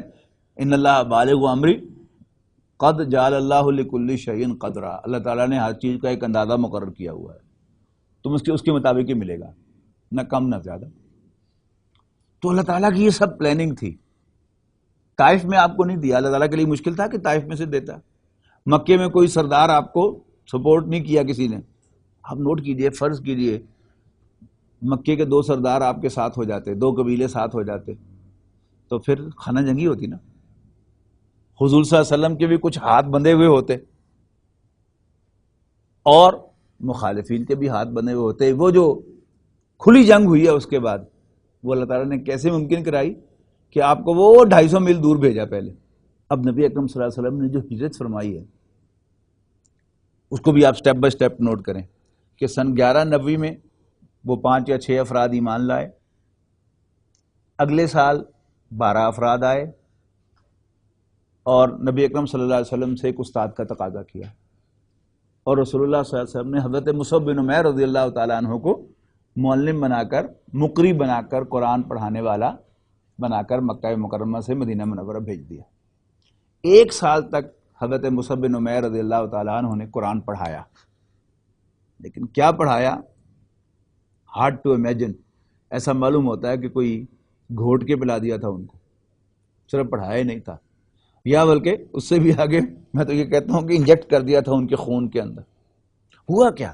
وہ جو اقبال نے کہا نا کہ لڑا دے ممولے کو شہباز سے. یہ جو ہمارے یہاں خاندان ہے نا، یہ ان کی نیچر ہوتی ہے خاص. ہمارے ہاں پٹھان، راجپوت اور جاٹ یہ لڑنے بھیڑنے کے بڑے شوقین ہیں. ان کی روٹی نہیں ہضم ہوتی جب تک یہ کوئی پنگے نہ لے لیں ادھر ادھر. اس کے مقابلے میں ارائیں اور شیخ، ان کو اپنے کام سے غرض ہوتی ہے. شیخ کبھی اپنی دکان بند کرنا پسند نہیں کرتا، اور ارائیں جو ہے کاشتکار، وہ محاورہ نا پنجابی کا کہ واڑیاں مرن بھی ویل نہیں ہوتی، وہ کبھی پسند نہیں کرتا کہ وہ ہنگاموں میں پڑے اور جس سے اس کی جو کاشت ہے اس پر فرق پڑے. کاشت تو اس کی ایک خاص شیڈول ہے، اب پانی لگانا ہے، اب جو ہے یہ گوڈی کرنی ہے، اب ایک سپرے کرنا ہے. اگر آپ اس میں ڈیلے کرتے ہیں تو فصل تو آپ کی ضائع ہو جاتی ہے. واڑیاں دن آ کے فصل پک گئی اور آپ چلے جائیں کہ ہنگامہ جلوس نکالنے کے لیے، تو پھر تو تسی کاشتکاری کر بیٹھے. تو کاشتکار کبھی اپنی فصل کے ساتھ کمپرومائز نہیں کرے گا اور شیخ کبھی اپنی دکان کے ساتھ کمپرومائز نہیں کرے گا. تو مدینے کے لوگ کون تھے؟ یہ کاشتکار تھے. اور یہ ہوا بھی کہ غزوہ بدر سے پہلے عتبہ بن ربیعہ اپنے بھائی اور اپنے بیٹے کو لے کر سب سے پہلے میدان میں آیا، اور 3 انصاری صحابی نکل کے باہر چلے گئے اس سے لڑائی کرنے کے لیے. تو اس نے کہا پہلے اپنا تعارف کراؤ. تو ان تینوں نے اپنا تعارف کرایا کہ ہم مدینے کے رہنے والے ہیں. تو وہ چیخا اور اس نے رسول اللہ صلی اللہ علیہ وسلم سے کہا کہ محمد صلی اللہ علیہ وسلم، ان کاشتکاروں کے ساتھ ہمیں لڑا کر ہماری بےزتی نہ کرو. ہماری ٹکر کے لوگ نکالو، کرشی نکالو، مہاجرین میں سے نکالو. تو حضرت علی، حضرت حمزہ اور حضرت عبید اللہ ابن حارث رضی اللہ تعالیٰ عنہم یہ باہر آئے ہیں، اور پھر وہ 10 برس لڑائی 3 versus 3 کی ہوئی ہے، اور پھر عام جنگ شروع ہوئی ہے. انہیں کے جو کاشتکار تھے جن کو لڑنے بھیڑنے سے نہ شوق ہوتا ہے نہ وہ افورڈ کر سکتے ہیں، جب قرآن مجید ان کے اندر انجیکٹ ہوا، شیر بن گئے. اور مکے کے سورماؤں، عرب کے سب سے بڑے رسا گیروں کے منہ میں ہاتھ ڈال دیا انہوں نے. رسول اللہ صلی اللہ علیہ وسلم کو پناہ دینے کا مطلب کیا ہے؟ اسامہ بن لادن کی سعودی عرب نے سٹیزن شپ کینسل کی تھی، جیسے ابھی ڈاکٹر نائک کی ہے. تو کیا ہوا؟ انہیں پہلے سوڈان نے پناہ دی، سوڈان کے ناک میں دم کیا امریکہ نے، تو انہوں نے معذرت کی پلیز آپ چلے جائیں یہاں سے، ہم افورڈ نہیں کر سکتے. تو طالبان نے پناہ دی. تو طالبان کو کتنی بھاری قیمت ادا کرنی پڑی اس کی. پورا نیٹو امریکہ اپنے سارے حواریوں کے ساتھ آیا افغانستان کو تباہ کرنے کے لیے. تو وہاں بھی کیا ہوا؟ مدینے کے لوگ بے وقوف نہیں تھے، لیکن اصل میں کیا تھا؟ جب قرآن مجید ان کے اندر داخل ہوا تو انہیں شیر بنا دیا. نبی اکرم صلی اللہ علیہ وسلم کو وہ کے لیے پیشکش لے کر آ گئے کہ آپ کے خاندان والوں نے آپ کو ڈسون کیا ہے، یعنی نبوت کے 13ویں سال جو حج کا موسم ہے، آئیے آپ ہمارے پاس آ جائیں، ہم آپ کو پناہ دیتے ہیں، ہم آپ کو اپنے بچوں کی طرح ٹریٹ کریں گے جیسے کہ آپ ہمارے خاندان میں پیدا ہوئے. یعنی متبنہ کرنا، اڈاپٹ کیا انہوں نے، اور نبی اکرم صلی اللہ علیہ وسلم نے ان کی پیشکش قبول کی. اب اس پیشکش کو قبول کرنے کا مطلب کیا تھا؟ کہ مدینے کے لوگ آپ کی جد و جہد میں شریک ہوئے، آپ کے مشن کے دست و بازو بنے. لہذا پہلا کام آپ نے یہ کیا کہ ان سے ایک بیعت لی. اس کو بیان کرتے ہیں حضرت عبادہ ابن صامت رضی اللہ تعالیٰ عنہ. یہ وہ خوش نصیب صحابی ہیں کہ جو بیعت عقبہ اولیٰ میں بھی تھے، بیعت عقبہ ثانیہ میں بھی تھے، اور بیعت خلافت میں بھی تھے. فتح مکہ کے موقع پر جو بیعت خلافت ہوئی اس میں بھی. وہ یہ فرماتے ہیں کہ بایعنا رسول اللہ صلی اللہ علیہ وسلم علی السمع والطاعۃ فی العسر والیسر والمنشط والمکرہ وعلی اثرۃ علینا وعلی اللہ ننازع الامر اہلہ وان نقول بالحق اینما کنا ولا نخاف فی اللہ لومۃ لائم. ہم نے رسول اللہ صلی اللہ علیہ وسلم کے ہاتھ پر بیعت کی، سننے اور ماننے کی، کہ آپ کا حکم سنیں گے اور مانیں گے. ویل لسن اینڈ اوبے فی العسر والیسر، خواہ مشکل ہو یا آسانی، والمنشط والمکرہ، خواہ طبیعت آمادہ ہو یا نہ ہو. بعض اوقات ہوتا نا کوئی کام مشکل تو نہیں ہوتا لیکن موڈ نہیں ہوتا. مثلا آپ روز صبح 8 بجے جا کے پہلی کلاس پڑھتے ہیں یونیورسٹی میں، ٹھیک ہے، اتوار کا دن چھٹی کا دن ہے، لیکن اگر ناظم صاحب جو ہے اتوار کی صبح اجلاس بلا لیں تو مشکل تو نہیں ہے، روز کرتے ہیں، لیکن اتوار کے دن موڈ نہیں ہوتا. تو نبی اکرم صلی اللہ علیہ وسلم انسانی نفسیات کے سب سے بڑے ماہر تھے. انسان کی کیا کیا کمزوری ہیں سب کا علم رکھتے ہوئے آپ نے ہر اعتبار سے انہیں باندھ لیا. فی العسری والیسری والمنشط والمکرہ اور وعلی اثرۃ علینا، خواہ ہم پر دوسروں کو ترجیح دی جائے. میں پچھلے 10 سال سے رکن ہوں جمعیت کا، اور ناظم جو ہے وہ کل کے چھوکرے کو بنا دیا گیا ہے. ہوتا ہے نا، یہ انسانی نفسیات ہے. تو رسول اللہ صلی اللہ علیہ وسلم نے وہ بھی باندھ لیا کہ خواہ مجھ پر ہم پر دوسروں کو ترجیح دی جائے پھر بھی لسن اینڈ اوبے. اور وَعَلَىٰ اللَّهِ نُنَازِعَ الْأَمْرَ أَهْلَهُ، اور جو فیصلہ کرنے کے اہل ہوں گے ہم انہیں مشورہ تو دیں گے لیکن ان سے جھگڑا نہیں کریں گے. ہمیشہ آرگنائزیشنز کب ٹوٹتی ہیں؟ جب رسا کشی ہوتی ہے ان کے اندر فیصلوں پر. تو آپ نے اس کو بھی باندھ لیا. اور وَأَن نَقُولَ بِالْحَقِّ أَيْنَمَا كُنَّا، جہاں بھی ہوں گے حق بات ضرور کریں گے. وَلَا نَخَافُ فِي اللَّهِ لَوْمَةَ لَائِمٍ، اور ہم اللہ کے معاملے میں کسی ملامت کرنے والے کی ملامت سے نہیں گھبرائیں گے، جو مرضی کہتا رہے. ویسے تو دین پورا کا پورا جو ہے وہ انسان کے لیے ملامت کا باعث بنتا ہے پبلک میں، لیکن خاص طور پر یہ جو ایٹیٹیوڈ ہے امیر کی بات سننا اور ماننا، ناظم کو پوری فل آؤٹ رائٹ سپورٹ دینا، یہ تو جماعت کے اندر بھی اس کے خلاف رزسٹنس ہوتا ہے. طرح طرح کے نام رکھے جاتے ہیں، آپ کے چمچا کہا جاتا ہے، کڑچا کہا جاتا ہے، سرکاری بنچوں کا آدمی کہا جاتا ہے. ہوتے کہ نہیں؟ تو رسول اللہ صلی اللہ علیہ وسلم چونکہ انسانی نفسیات کے سب سے بڑے ماہر تھے، لہذا یہ بھی آپ نے کر دیا. اور پھر ایک صرف ایکسیپشن دی ہے، مسلم شریف کی روایت میں اس کا ذکر ہے، بخاری کی روایت میں اس کا ذکر نہیں ہے. اور وہ کیا ہے؟ الا ان تروا کفرا بواحا عندکم فیہ من اللہ برہان، سوائے اس کے کہ تمہارے پاس تم کھلا کھلا کفر دیکھو جس کے لیے تمہارے پاس دلیل ہو اللہ کی طرف سے، تب تو تم اطاعت سے ہاتھ کھینچ سکتے ہو. ورنہ مشکل ہو یا آسانی، موڈ ہو یا نہ ہو، you will have to obey. اور تم جو صاحب امر ہیں، فیصلہ کرنے کے اہل ہیں، ان سے جھگڑا نہیں کرو گے، انہیں کھینچ کے اپنی رائے پر نہیں لے کے آؤ گے، بس اپنی رائے دو. یہ وہی چیز ہے کہ جسے تبلیغی جماعت میں اس طرح حل کیا گیا ہے کہ کبھی آپ نے دیکھا ہو کہ تبلیغی جماعت والے جو ہیں وہ مشورے کے آداب پہلے مشورہ کرنے سے بتاتے ہیں. ان میں ایک خاص ادب کیا ہے بلا؟ وہ کہتے ہیں کہ مشورہ دو اور دعا کرو اللہ تعالیٰ سے کہ تمہارا مشورہ نہ مانا جائے. کیا مطلب؟ کہ جب انسان یہ دعا کر رہا ہوگا تو اس کی زبان تو شاید یہ کہہ دے لیکن دل اس کا یہی کہے گا کہ سب سے بہترین مشورہ تو میں ہی لے کے آیا ہوں، کہ ناظم صاحب منن کس طرح نا. تو آپ نے اس کا بھی علاج کے اطاعت کرنی ہے. اور تبلیغ جماعت والوں نے اس کا حل نکالا کہ خود یہ دعا کرو کہ اگر امیر نے نہیں مانا تو کہو گے یار آپ پہ تو دعا کی تھی. تو ایک کنسولمنٹ اس کے لیے اور ایک ذہنی تیاری اس کے لیے کہ میرا مشورہ نہ بھی مانا جائے تو بھی کوئی حرج نہیں. یہ اظہار کی بات ہے، اپنی رائے کا اظہار. اور یہ اظہار سب سے زیادہ مشکل اظہار ہے. پیسے کا اظہار بھی ہو سکتا ہے، وقت بھی لگایا جا سکتا ہے، لیکن جوں آپ زیادہ انویسٹمنٹ کریں گے کسی جماعت کے اندر، وقت لگائیں گے، کام کریں گے، محنت کریں گے، تو شیطان جو ہے اس نے تو آپ کی جان نہیں چھوڑنی. اس نے تو چیلنج کیا ہوا نا اللہ تعالیٰ کو کہ تو مجھے موقع دے دے، میں سامنے سے، پیچھے سے، دائیں سے، بائیں سے اس پر حملہ کروں گا. وہ ادھر سے آ جائے گا، سب سے سینئر میں ہوں، کام کی زیادہ سمجھ تو مجھے ہے، تو میری گل کیوں نہیں مندے؟ ناظم صاحب مت ہماری آتا نا خیال انسان کو. تو یہ وہ چیز ہے کہ نبی اکرم صلی اللہ علیہ وسلم نے وہ بیعت لے لی. اور ذوالحج میں یہ بیعت ہوئی ہے، اور 3 ماہ کے بعد ربیع الاول میں نبی اکرم صلی اللہ علیہ وسلم نے ہجرت فرمائی. اب ہجرت فرماتے ہی نبی اکرم صلی اللہ علیہ وسلم نے 3 کام کیے سب سے پہلے، یعنی پہلے 6 ماہ میں آپ کے 3 کام ہیں. وہ کیا کیا ہیں بھلا؟ ہے کچھ ذہن میں؟ نمبر 1 آپ نے مسجد نبی تعمیر فرمائی. نمبر 2 آپ نے مواخات قائم فرمائی، مہاجرین اور انصار کے درمیان بھائی چارہ. ایک مہاجر کو ایک انصاری کا بھائی بنا دیا.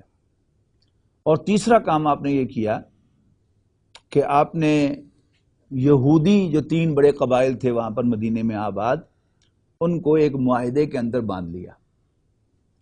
وہ کیا تھا؟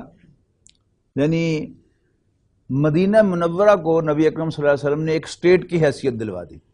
ہمارے ملک میں صوبے اور وفاق کا جو ایک کانسیپٹ ہے، ایک کانفیڈریشن ہے اور ایک صوبے ہیں. ہر صوبہ اکثر و بیشتر جب بات ہوتی ہے، کب نئی حکومت آتی ہے تو یعنی پچھلے ٹینیور تک آپ کو یاد ہوگا کہ یہ صوبائی خود مختاری جو ہے اس کا رونا ہمیشہ سیاستدان روتے رہتے تھے.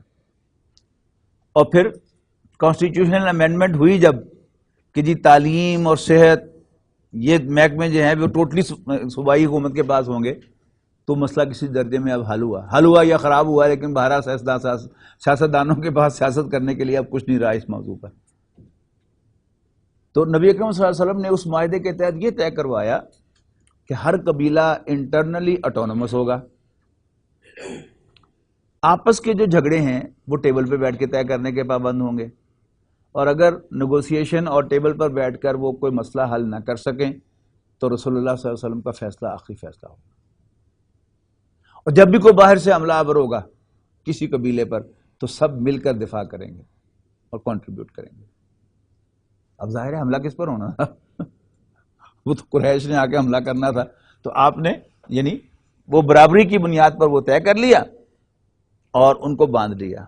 اور پھر یہ تینوں قبیلے جو تھے ان نے 1 بائی 1 اس معاہدے کو کی خلاف ورزی کی، جس کی رسول اللہ صلی اللہ علیہ وسلم نے ان کو سزا دی. یہ سیرت کی کتابوں میں آپ پڑھیں گے اس کی تفصیل کہ آپ نے بنو قینقاع کو کیسے ٹکانے لگایا اور بنو نذیر کو کیسے ٹکانے لگایا، اور پھر بنو قریظہ کے ساتھ کیا معاملہ ہوا. یہ بڑا تاریخ کا ایک اہم باب ہے، اور خاص طور پر جو بنو قریظہ کا معاملہ ہے یہ آپ کو خود سیرت کی کتابوں سے پڑھنا چاہیے، اس لیے کہ اگر آپ جوئش ویب سائٹ کھولیں گے تو وہاں پر ریڈ مارکڈ ہوگا مسیکر آف مدینہ، رسول اللہ صلی اللہ علیہ وسلم کے خلاف نفرت کہ محمد نے صلی اللہ علیہ وسلم 700 آدمی جب بنو قریظہ کے ان کے گردنیں کٹا دی. کیا تھا واقعہ، انہوں نے کون سی خلاف ورزی کی تھی، اور پھر کس نے یہ فیصلہ دیا تھا. معاملہ کیا تھا کہ بنو قریظہ جو تھے یہ اوس کے حلیف تھے، اوس و خزرج 2 قبیلے نا مدینے کے سنز آف دا سوائل. تو بنو نذیر اور بنو قینقاع وہ خزرج جو بڑا قبیلہ اس کے حلیف تھے.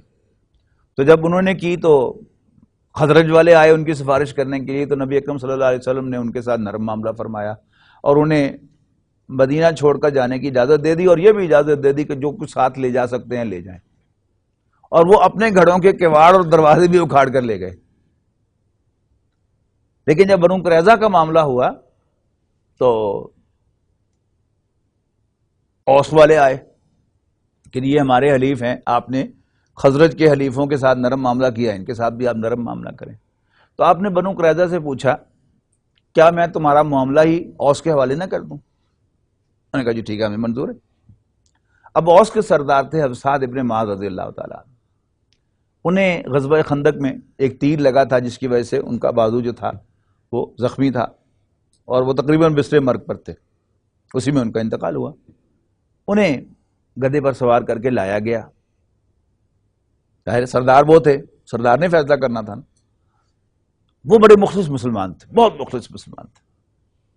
انہوں نے آ کر جو فیصلہ فرمایا وہ تھا کہ کیونکہ انہوں نے اللہ کے نبی کے ساتھ معاہدہ کر کے خلاف ورزی کی ہے، اور تورات میں سزا یہی تھی کہ جب کوئی قبیلہ اللہ کے نبی کے ساتھ معاہدہ کر کے اس کی خلاف ورزی کرے تو پھر اس کے جتنے بھی جنگ کے قابل مرد ہوں ان کو قتل کر دیا جائے، اور عورتوں، بچوں اور بوڑھوں کو غلام بنا لیا جائے.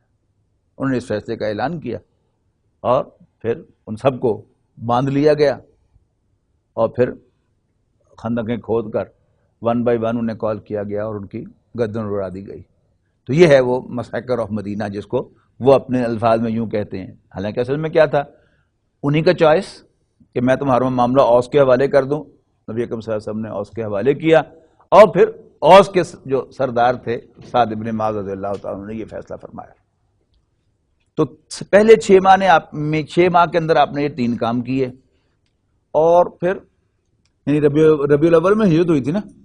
ربیع الاول کے بعد ربیع ثانی، جمادی الاول، جمادی الاخری، رجب، شعبان اور رمضان، 6 ماہ ہو گئے. تو رمضان سن 1 ہجری میں نبی اکرم صلی اللہ علیہ وسلم نے حضرت حمزہ بن عبد المطلب بن اپنی چچا کی عمارت میں ایک فوجی مہم روانہ فرمائی، مسلح مہم روانہ فرمائی. آپ نے ان کے ہاتھ میں ایک جھنڈا خود باندھ کر ان کے ہاتھ میں دیا، اور 8 مہمیں آپ نے روانہ فرمائی 1 سال کے اندر. یعنی سن 2 ہجری رمضان میں غزوہ بدر ہوا ہے، اور اسے پہلے آپ نے 8 مہمیں روانہ کی ہیں، جن میں سے 4 میں آپ بنفس نفیس شریک ہوئے۔ ان مہموں کا مقصد کیا تھا؟ مکے والوں کو یہ نوٹ کروانا کہ میں زندہ ہوں اور تمہارے تجارتی راستے میرے دائیں بائیں سے گزرتے ہیں۔ ذہن میں ہے نا آپ کا نقشہ؟ اگر آپ کا یعنی سعودی عرب کا نقشہ آپ کے ذہن میں ہو کہ وہ جو ایک ٹرائنگل سی ہے، اس میں نیچے مکہ مکرمہ ہے، پھر اوپر شمال میں مدینہ منورہ ہے، پھر فردر نارتھ جو ہے وہ شام ہے، پھر یورپ شروع ہو جاتا ہے۔ تو مدینہ مکہ مکرمہ ایک ایسا شہر تھا کہ جس میں کوئی پانی نہیں تھا، بارش تو ہوتی نہیں تھی سالہ سال، لہذا بارش نہیں تھی تو کوئی زراعت بھی نہیں تھی، اور وہاں پر کوئی پروڈکشن بھی نہیں تھی، سکی چودر۔ ان کی جو ٹریڈ تھی، یعنی ایک تو اپنی ضرورت کی چیزیں جو ہیں وہ لے کے آتے تھے باہر سے، اور حج جو ہے ان کا ایک خاص ایونٹ تھا کہ جہاں پورے عرب سے لوگ آتے تھے حج کرنے کے لیے۔ 2 طرح سے ان کو انکم ہوتی تھی، ایک تو یہ مہمان نوازی بہت کرتے تھے حاجیوں کی، لہذا اس کے لیے مال لے کے آتے تھے، اور کچھ نہ کچھ خرید و فروخت کا معاملہ بھی ہوتا تھا۔ اصل جو ان کا بزنس تھا وہ تھا کارگو بزنس، یعنی عرب میں قافلے لٹتے تھے، لیکن قریش کا قافلہ نہیں لوٹا جاتا تھا کہ یہ کعبے کے متولی ہیں، یہ پیر زادے ہیں۔ آپ کو تو وہ دور یاد نہیں ہے، آپ سب نوجوان ہیں۔ آج سے 50 سال پہلے جب کوئی بس ڈاکو لوٹتے تھے تو انہیں پتہ چلتا تھا کہ ان میں کوئی سید بھی ہے، تو ہاتھ جوڑ کر اس کا مال اس کو واپس کرتا تھا، نہیں سید بادشاہ، یعنی سید کا احترام۔ اب تو وہ بھی نہیں ہے، سید بھی 2 نمبر ہو گئے، لیکن سید کا احترام بھی ختم ہو گیا۔ تو عرب میں قریش کا احترام تھا کہ یہ کعبے کے متولی ہیں، ان کا قافلہ نہیں لوٹتا تھا، لہذا ان کے اس کارگو بزنس کو وہی حیثیت حاصل تھی کہ جو انشورڈ مال کو حاصل ہوتی، یعنی وہ کارگو کمپنی کہ جو آپ کو انشورنس بھی پرووائڈ کرے گی، آپ مال اسی کو دیں گے کہ نہیں؟ 4 پیسے زیادہ بھی لگ جائیں تو مال انشورڈ ہو تو بزنس پوائنٹ آف ویو سے یہ زیادہ بینیفیشل ہے۔ لہذا انہوں نے یہ کیروان بزنس جو تھا اس کو مونوپلائز کر لیا تھا کیا بزنس یہ بھی سمجھ لیجئے، نقشہ ذہن میں ہوگا آپ کے کہ سارا ایسٹ سے جو مال ہے، انڈیا سے، انڈونیشیا سے، یہ سارا جو آ کے سری لنکا سے کشتیوں کے ذریعے آتا تھا اور یمن کے ساحل پہ اترتا تھا، اور اس کے بعد بائی سرفیس اونٹوں پہ سوار کر کے، اونٹوں پہ لاد کر وہ شام پہنچایا جاتا تھا، پھر آگے یورپ شروع ہو جاتا تھا۔ اب یہ جو سارا ایک روٹ تھا کیروان روٹ، اس کی منوپلی تھی قریش کی۔ اب قریش باقی عرب کے لیے تو بڑے محترم تھے، کعبے کے متولی ہیں، لیکن مسلمانوں کے لیے، رسول اللہ صلی اللہ علیہ وسلم کے لیے کیا تھے؟ نجس تھے، ناپاک تھے، مشرک تھے۔ اب رسول اللہ صلی اللہ علیہ وسلم نے قریش کو اپنی پریزنس کا احساس دلایا کہ میں زندہ ہوں، اور یہ دیکھو میں تمہارے تجارتی راستوں کو بلاک کر سکتا ہوں۔ دشمن کو معاشی طور پر نقصان پہنچانا یہ جنگ میں بالکل جائز ہے، وہ آپ کی جان کے در پہ تھے، آپ کے وجود کو تسلیم نہیں کرتے تھے۔ اور دوسرا، ان مہموں کا مقصد یہ تھا کہ عرب کے مختلف قبائل کی طرف دوستی کا ہاتھ بڑھانا رسول اللہ صلی اللہ علیہ وسلم کی طرف سے، کہ تم میرے الائز بن جاؤ، میرے اتحادی بن جاؤ۔ کسی قبیلے نے معذرت کی کہ اصل میں آپ کی چونکہ دشمنی قریش کے ساتھ ہے اور قریش کو ناراض کرنا ہم افورڈ نہیں کر سکتے، تو پھر دوسری پیشکش کر دی کہ اچھا پھر نیوٹرل رہنے کا معاہدہ کر لو کہ اگر میری اور قریش کی کوئی جنگ ہوئی تو تم بیچ میں نہیں آؤ۔ یہ بھی ایک بہت بڑا آفینس تھا قریش کے اگینسٹ۔ حال ہی میں آپ نے دیکھا نا، یہ تو آپ کی زندگی کی بات ہے کہ امریکہ نے ایران کو اپنا دشمن ڈکلیئر کیا ہوا تھا یا نہیں، یہ ایک اور مسئلہ ہے، ڈکلیئر کیا ہوا تھا تو آپ اس کے ساتھ پائپ لائن کا معاہدہ بھی نہیں کر سکے، ٹھیک ہے نا؟ امریکہ ناراض ہو گیا اور ہماری حکومت نے ٹھس کر کے وہیں پر بیٹھ گئے۔ تو بڑوں کو ناراض نہیں کیا جاتا۔ جب رسول اللہ صلی اللہ علیہ وسلم نے یہ اقدام کیے 2، تو قریش کو کھٹک گئی کہ یہ تو ہمیں مار دے گا، تو وہ 1000 کا لشکر آیا تھا وہاں سے،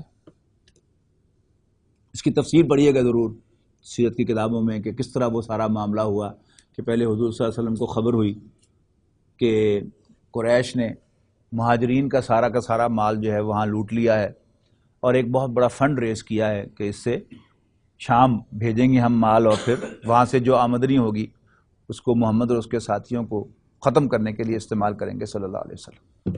معاذ اللہ، رسول اللہ صلی اللہ علیہ وسلم کو خبر ہوئی تو آپ نے اس قافلے کا پیچھا کیا، لیکن وہی بات کہ اللہ تعالیٰ کو منظور نہیں تھا، اللہ تعالیٰ کی پلاننگ کچھ اور تھی۔ اب ابو سفیان اس قافلے کے سالار تھے، and he was a very intelligent man, very intelligent man. بہت بڑے سیاستدان جو تاریخ انسانی نے پیدا کیے ہیں ان میں سے ایک ابو سفیان تھے۔ ان کو یہ اندازہ کیجئے کہ ان کو اندازہ ہوا کہ محمد نے میرا پیچھا کیا ہے صلی اللہ علیہ وسلم، حالانکہ وہ 2 منزل آگے نکل گئے تھے۔ ٹائمنگز کا اللہ تعالیٰ نے جان بوجھ کر فرق ڈال دیا کہ حضور صلی اللہ علیہ وسلم اس قافلے کو نہیں پا سکے، قافلہ آگے نکل گیا۔ اور پھر وہ ویجیلنٹ رہے ابو سفیان بہت زیادہ، کہ شام کے اندر بھی وہ ویجیلنٹ رہے، اور وہاں پوچھا کہ یہاں کوئی اور باہر کے لوگ تو نظر نہیں آئے؟ انہوں نے کہا کہ ہاں کچھ لوگ تھے، وہ وہاں فلاں جگہ پر پڑاؤ ڈالے ہوئے تھے۔ ابو سفیان اس جگہ پر گئے تو وہاں سے مسلمان اٹھ کے جا چکے تھے، لیکن اونٹوں کی لیدیں پڑی ہوئی تھی۔ ویری انٹرسٹنگ کہ ابو سفیان نے ایک اونٹ کی لید توڑ کے دیکھا، اس میں کھجور کی گٹھلی نکلی۔ ابو سفیان نے کہا کہ کھجور کھانے والے اونٹ جو ہیں یہ مدینے کے ہو سکتے ہیں، کہیں اور کے نہیں ہو سکتے، یہ حضور نے پیچھا کیا۔ اور ساتھ ہی جب ان کو یہ احساس ہوا تو انہوں نے فوراً مکہ مکرمہ کے SOS کال بھیجی کہ مجھے محمد اور اس کے ساتھیوں سے صلی اللہ علیہ وسلم رضی اللہ تعالیٰ عنہ خطرہ ہے۔ مکے والوں نے 2 کام کیے، ایک تو مزید تیر انداز بھیج دیے ابو سفیان کی مدد کے لیے، مال بہت تھا اس قافلے میں، 50 تیر انداز تھے صرف حفاظت کے لیے، کتنا وہ ایکسپینسو ہوگا مال کہ اور تیر انداز جو ہے وہ بھجوا دیا انہوں نے۔ اور ساتھ ہی یہ کیا کہ یہ جرت محمد کی صلی اللہ علیہ وسلم، ایک لشکر تیار کیا 1000 کا کیل کانٹے سے لیس، کہ ویل ٹیچ ہم اے لیسن، ایسی تیسی، یعنی میں ان کی زبان بول رہا ہوں نا تاکہ آپ سمجھیں کہ کیسا غضب ہوگا ان کے اندر، لیکن اپنی موت کو دعوت دے دی انہوں نے۔ اللہ تعالیٰ نے رسول اللہ صلی اللہ علیہ وسلم کو خوشخبری دے دی کہ اب ایک قافلہ واپس آئے گا شام سے، اور ایک یہ 1000 کا لشکر ہے، چوائس از یورس کہ کس سے لڑنا ہے تم نے، جس سے بھی لڑو گے ہم فتح دیں گے۔ رسول اللہ صلی اللہ علیہ وسلم نے مشورہ فرمایا۔ قریش میں سے جو تھے مہاجرین، انہوں نے آؤٹ رائٹ سپورٹ رسول اللہ صلی اللہ علیہ وسلم کو دی۔ اللہ کے رسول ہمیں اصحاب موسیٰ پر قیاس نہ کیجئے کہ جنہوں نے موسیٰ علیہ السلام سے کہہ دیا تھا کہ اذهب انت وربک فقاتلا، آپ اپنے رب کو لے کے جائیں اور لڑیں، انا ہاؤنا قاعدون، ہم یہاں بیٹھے ہیں، فتح ہو جائے تو ہمیں لے جائیے، ہم آپ کے ساتھ ہیں، گو ایڈ، جیسے آپ کا جی چاہتا ہے آپ کیجیے، ہم آپ کے ساتھ ہیں۔ ایک نے تقریر کی، دوسرے نے کی، تیسرے نے کی۔ رسول صلی اللہ علیہ وسلم پھر پوچھ رہے ہیں بار بار، ہاں بھی دسو پھر کی گل ہے، کی خیال ہے؟ تو کھٹکی حضرت سعد کو، یعنی یا یہ سعد ابن عبادہ تھے یا سعد ابن معاذ تھے، یہ سعد ابن عبادہ خزرج کے سردار تھے، سعد ابن معاذ اوس کے سردار تھے، تو انہوں نے پھر وہاں پر خطاب کیا ہے، یا رسول اللہ کأنک تعنینا، ایسا معلوم ہوتا ہے اللہ کے رسول آپ ہم سے مخاطب ہیں۔ تو پھر سن لیجیے، انا آمنا بک وصدقناک، ہم آپ پر ایمان لا چکے ہیں اور آپ کی تصدیق کر چکے ہیں، گو ایڈ، جیسے آپ کا جی چاہتا ہے کیجیے، ہم آپ کے ساتھ ہیں۔ تو جب حضرت سعد کا یہ خطاب آپ نے سنا تو آپ کا چہرہ خوشی سے تمتما اٹھا، اور آپ نے فوراً اعلان فرمایا کہ جو 1000 کا لشکر آ رہا ہے ہم اس سے جنگ کریں گے۔ ادھر کیا ہوا، ابو سفیان میں نے کہا نا بہت ذہین آدمی تھے، وہ ایک چیز کے لیے کئی طریقے اختیار کرتے تھے۔ ایک تو انہوں نے کمک منگائی اور مکے سے، دوسرا واپسی پر راستہ بھی بدل لیا اور ساحل سمندر کے ساتھ ساتھ ہوتے ہوئے مکے پہنچ گئے۔ 1000 کا لشکر چل چکا ہوا تھا، پیچھے سے انہوں نے پیغام بھیجا کہ میں سیف اینڈ ساؤنڈ پہنچ گیا ہوں، لڑنے کی کوئی ضرورت نہیں ہے، یہ اب ان کی استادی تھی، واپس آ جاؤ۔ اب وہاں پھر اس لشکر کے اندر مشورہ ہوا۔ 2 حضرات جو تھے خاص طور پر، حکیم ابن حزام بعد میں ایمان لائے رضی اللہ تعالیٰ عنہ، یہ حضرت خدیجہ کے بھتیجے تھے۔ یہ شیب ابی طالب کے دوران بھی پہاڑ کراس کر کے رات کو کھانے پینے کی چیزیں دے جاتے تھے۔ کتنا مشکل کام ہے، اونچا پہاڑ ہو آپ اس کو پیدل کراس کریں، اور پھر چپکے سے آ کے کچھ کھانے پینے کی چیزیں جو ہیں وہ دے جائیں، تو یہ ان کی شرافت کا یہ حال ہوتا. یہ پیش تھے یہ کہنے میں کہ ہمیں واپس چلے جانا چاہیے. عتبہ نے دلائل بھی دیے کہ دیکھو محمد ہمارے ہیں، ہم میں سے ہیں، انہیں عرب کے حوالے کر دو. اب اس کے تیور بتا رہے ہیں محمد کے صلی اللہ علیہ وسلم کہ یہ اب آرام سے نہیں بیٹھیں گے، عرب سے لڑیں گے. اگر عرب ان پر غالب آ گئے تو جو ہم چاہتے ہیں وہ ہو جائے گا، لیکن ہم بدنام نہیں ہوں گے کہ ہم نے اپنے آدمی کے ہاتھ سے اپنے خون سے اپنے ہاتھ رنگے.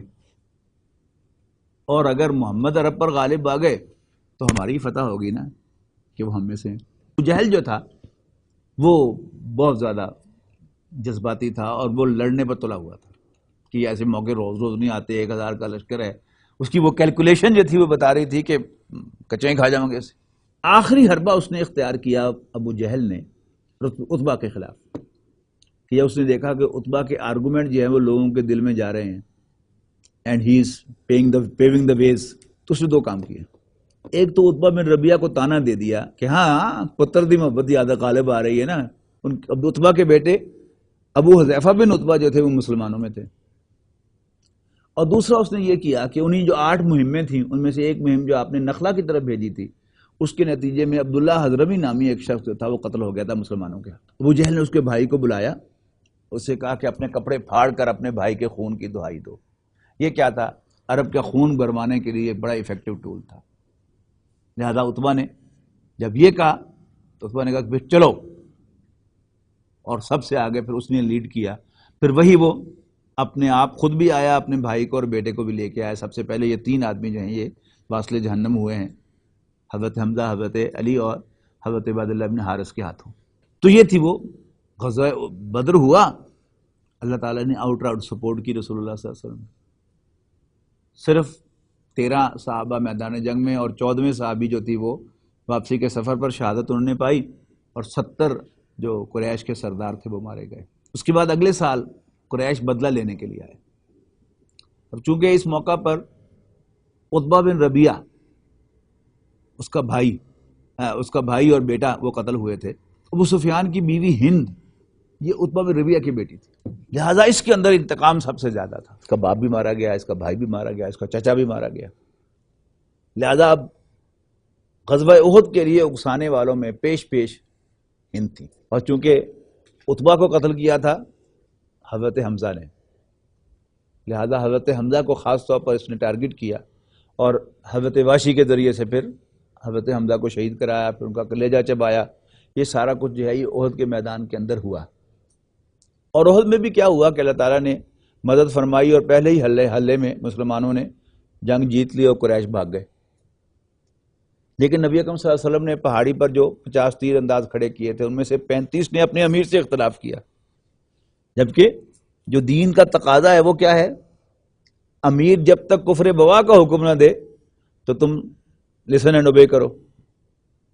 رسول اللہ صلی اللہ علیہ وسلم کی جو فرمان تھا اس کی تو انہوں نے انٹرپریٹیشن کر لی، لیکن جو ان کے امیر تھے وہاں پر عبداللہ بن جبیر رضی اللہ تعالیٰ عنہ، ان کے حکم کی صریح خلاف ورزی کر کے وہ نیچے آ گئے.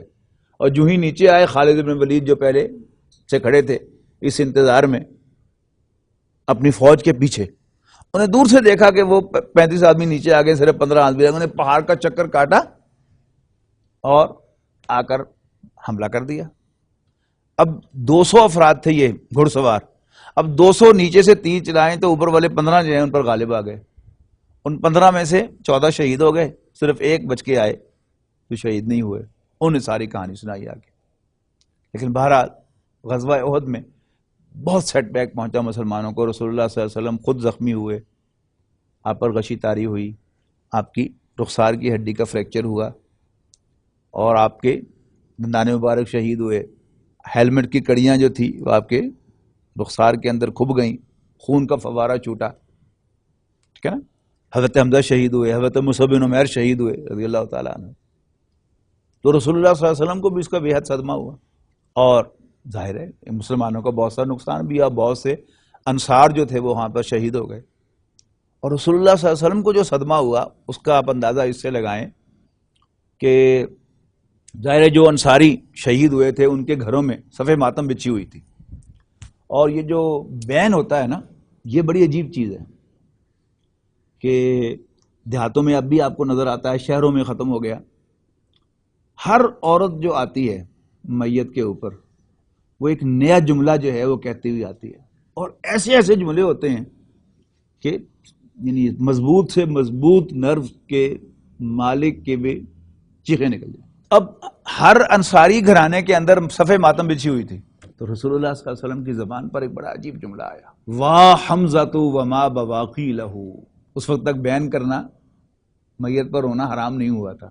آپ کی زبان سے الفاظ نکلے کہ ہائے حمزہ، اس پر تو کوئی رونے والیاں بھی نہیں ہیں. یہی واقعہ مکہ میں پیش آیا ہوتا، بنو ہاشم کا کڑیل جوان جو ہے وہ قتل ہوا ہوتا، تو کیا صفحے ماتم بچتی، واہ حمزہ تو وما بواقی لہو. تو صحابہ کرام کو، انصاری صحابہ کو فوراً سٹرائک ہوا کہ وہ ہم سے بلنڈر ہو گیا. تو انہوں نے اپنی خواتین کو حضرت صفیہ رضی اللہ تعالیٰ عنہ، حضور کی پھوپھی یعنی حضرت حمزہ کی بہن کے پاس بھیجا تعزیت کے لیے، اور وہاں جا کر وہ محفل کو سجانے کے لیے.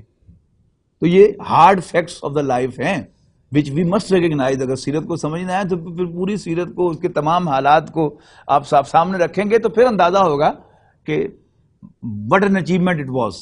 غزوہ احد ہوا. آپ سیرت کی کوئی کتاب پڑھیں گے تو آپ کو اندازہ ہوگا کہ ہم نے تو صرف ٹیکسٹ بک میں 4 ہی جنگیں پڑھی ہیں نا، بدر، احد، خندق اور فتح مکہ. تو آپ کو اندازہ ہوگا کہ آن ایوریج ہر 10-15 دن کے بعد کوئی نہ کوئی مہم ہے.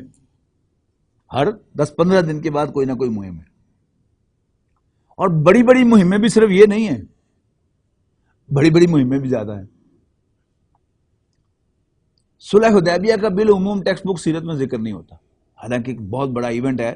قرآن مجید نے اس کو فتح مبین قرار دیا ہے، واضح فتح. میں نے اس کیا نا کہ اللہ تعالیٰ پر توکل، اللہ تعالیٰ نے جو کرنا ہے وہ کر کے دکھاتا ہے. کئی دفعہ آپ کو گراتا ہے اللہ تعالیٰ اٹھانے کے لیے. تندی باد مخالف سے نہ گھبرائے وہ کاپ، یہ تو چلتی ہے تجھے اونچا اڑانے کے لیے. آپ حضرت یوسف علیہ السلام کی سیرت مطہرہ کو اسٹڈی کریں تو اگر حضرت یوسف کے بھائی ان کو کنویں میں نہ پھینکتے تو کیا جس مقام تک وہ پہنچے تھے وہ پہنچ سکتے تھے؟ کبھی غور کیا اس بات؟ فرض کیجئے حضرت یعقوب علیہ السلام فلسطین کے میئر ہوتے تو آپ کے بعد وہ میئر شپ کس کو ملنی تھی؟ بڑے بیٹے کو. یوسف کو کون پوچھتا؟ تو اللہ تعالیٰ کی پلاننگ دیکھیے کہ بھائیوں سے پھکوایا کنویں میں، اور پھر اس کو نکال کے کہاں پہنچایا؟ مصر پہنچایا. اگر اپنے گھر میں رہتے تو شاید مصر ساری عمر سفر ہی نہ کرتے مصر کا. وہاں پہنچوایا، اور پھر وہاں کس کے گھر میں پہنچایا؟ ایک بہت بڑے وزیر کے گھر میں پہنچایا. وہاں دوسرا سیٹ بیک پہنچایا، وہ کیا ہے کہ ایک انتہائی شریف پاک باز آدمی پر ایک اتنا بڑا الزام، اور پھر بے گناہ جیل میں ڈال دیا جانا. پھر جیل میں 2 قیدی جو ان کے ساتھی ہیں، وہ دونوں کیا ہیں؟ محل کے ملازم ہیں، اور ان پر سازش کا الزام ہے بادشاہ کو قتل کرنے کا.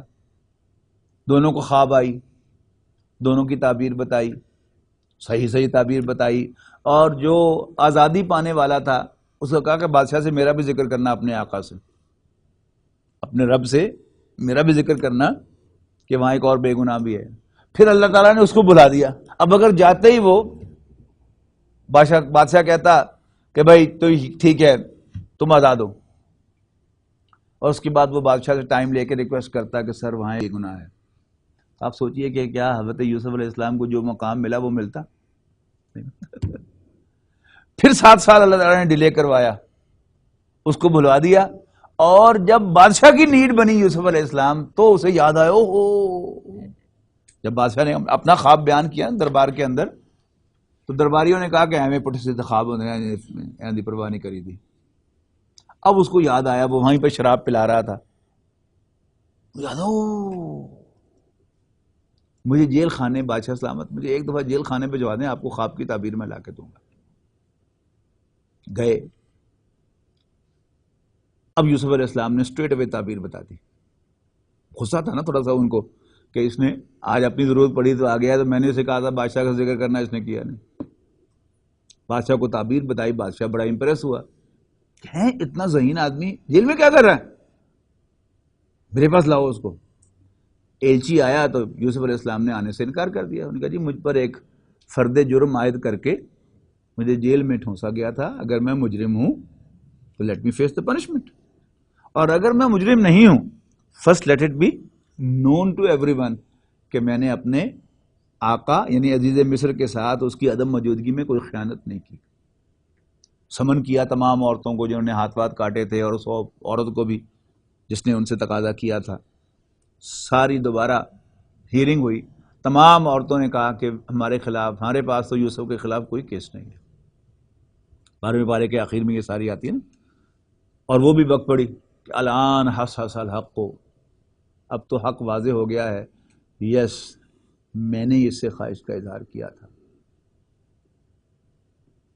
وہاں پر حضرت یوسف علیہ السلام نے بڑی اہم بات کہی، انشاءاللہ ہم اگلی نشست میں اس کو لیں گے، کہ میں نے یہ اس لیے نہیں کیا کہ میں بڑا پاک باز آدمی ہوں، صرف اس لیے کیا ہے کہ میرے مالک کو یعنی عزیز مصر کو یہ پتہ چل جائے کہ میں نے اس کی عدم موجودگی میں اس کے ساتھ خیانت نہیں کی. ادروائز وما ابرئ نفسی ان النفس لامارۃ بالسوء، میں بھی اپنے نفس سے ابو نہیں ہوں، بے شک نفس تو برائی کا حکم دیتا ہی ہے. اب حضرت یوسف علیہ السلام کو وہ مقام ملا کہ بادشاہ نے کہا کہ پھر بتاؤ اس کا حل کیا ہے، اس قحط کو کیسے کنٹرول کیا جائے. اس نے کہا جی یہ آپ مجھ پہ چھوڑ دیں، مجھے ذمہ داری دے دیں، انشاءاللہ میں آپ کو یہ قحط مینیج کر کے دکھاؤں گا. بادشاہ نے ذمہ داری دے دی. پھر اللہ تعالیٰ نے ان کے بھائیوں کو بھکاری بنا کر ان کے سامنے پیش کیا. یہ کیا ہے؟ اللہ تعالیٰ کی شان ہے. اللہ تعالیٰ نے جو کام کرنا ہے نا وہ کر کے رہنا ہے، خاص ساری دنیا جو ہے اس کے آگے روڑے اٹکائے، اس کے آگے بند باندھے، لیکن اللہ تعالیٰ جس نے جو کام کرنا ہے وہ کر کے رہے.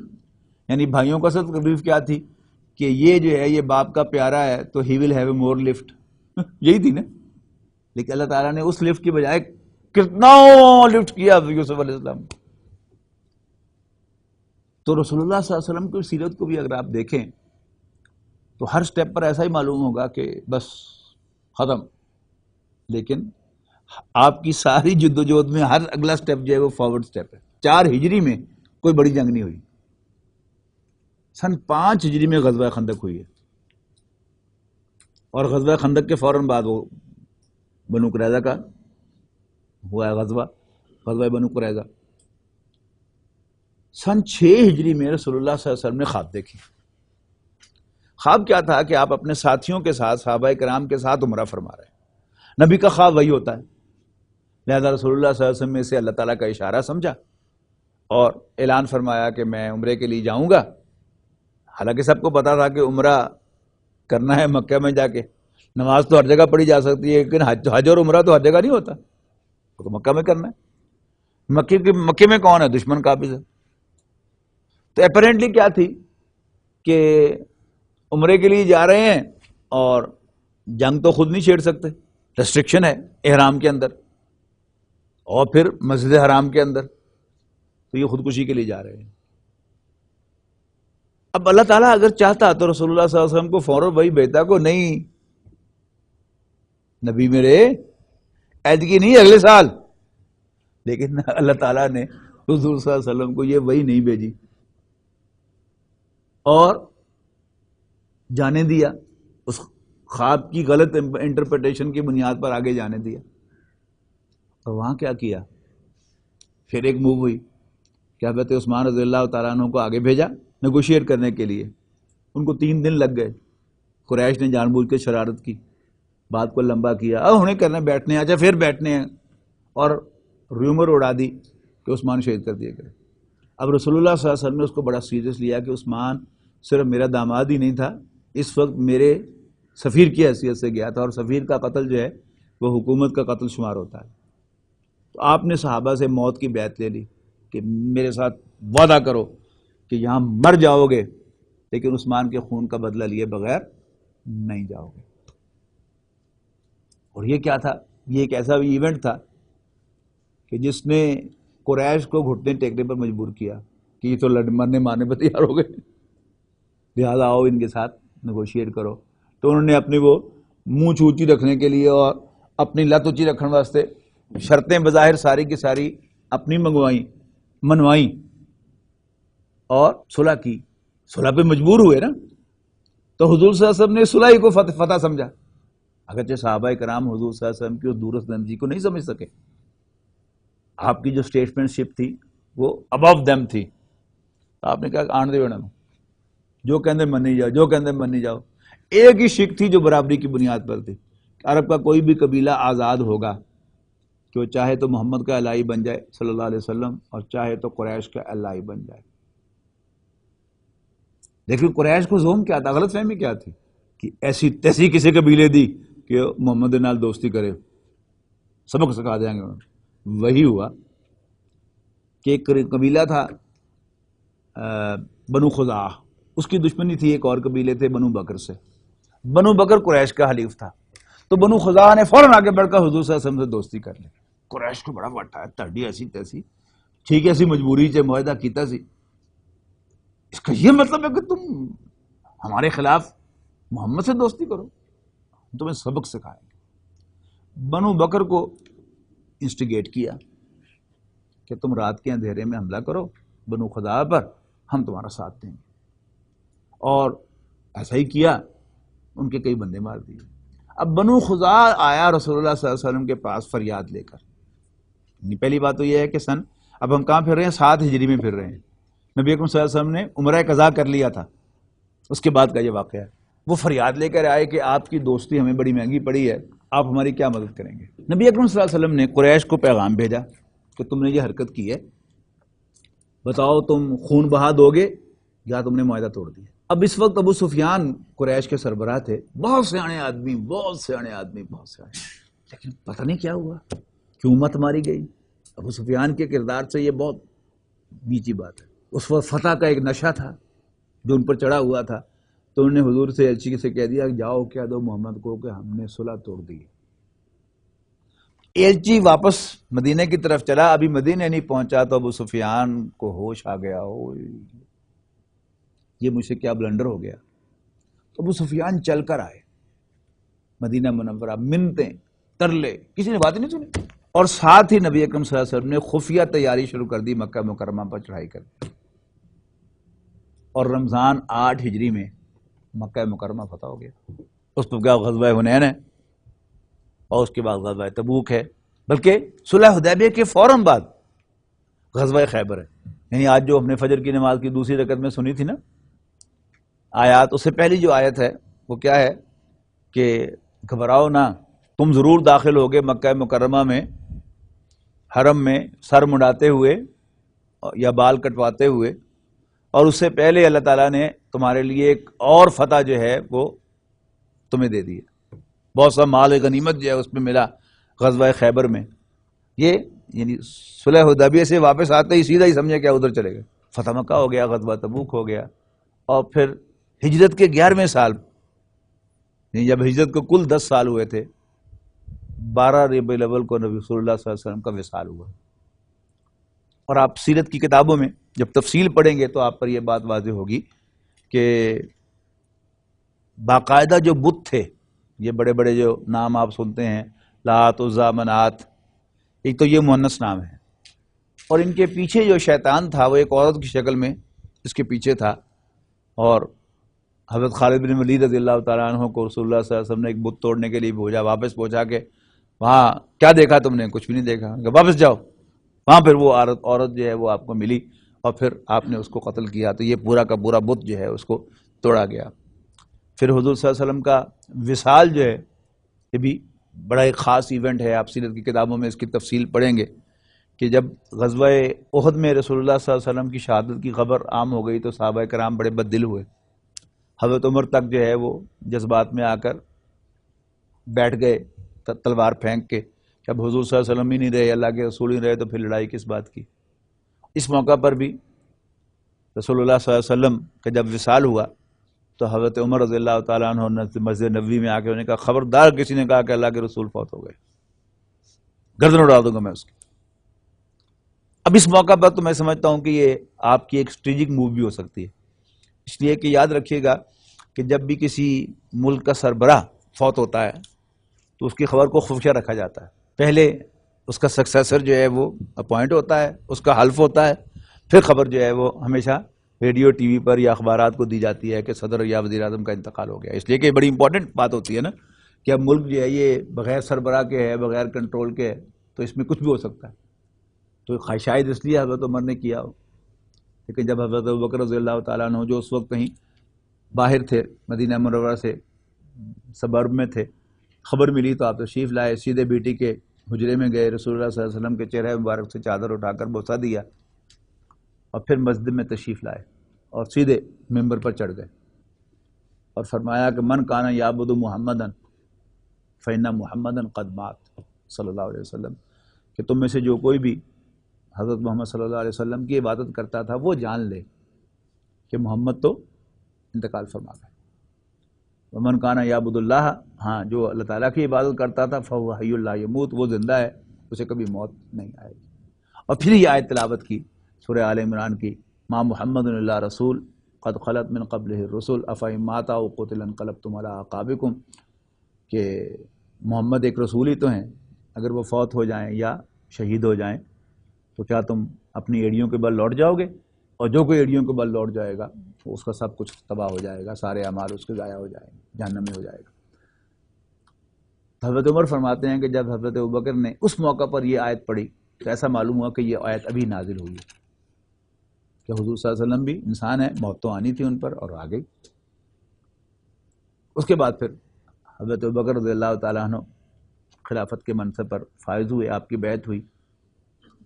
لیکن یاد رکھیے گا کہ اس میں جو اہم ترین بات ہے وہ کیا ہے کہ مکی زندگی کا ایک پہلو جو ہے وہ میرے ذہن سے نکل گیا، میں بیان نہیں کر سکا، اس کو ایڈ کرنا چاہتا ہوں کہ رسول اللہ صلی اللہ علیہ وسلم کو یہ ہدایت کیوں ملی تھی کہ آپ ہدایت کے طالب تھے اور آپ انسان کی خدمت کرنا چاہتے تھے جس کے لیے آپ کو کوئی راستہ نہیں مل رہا تھا.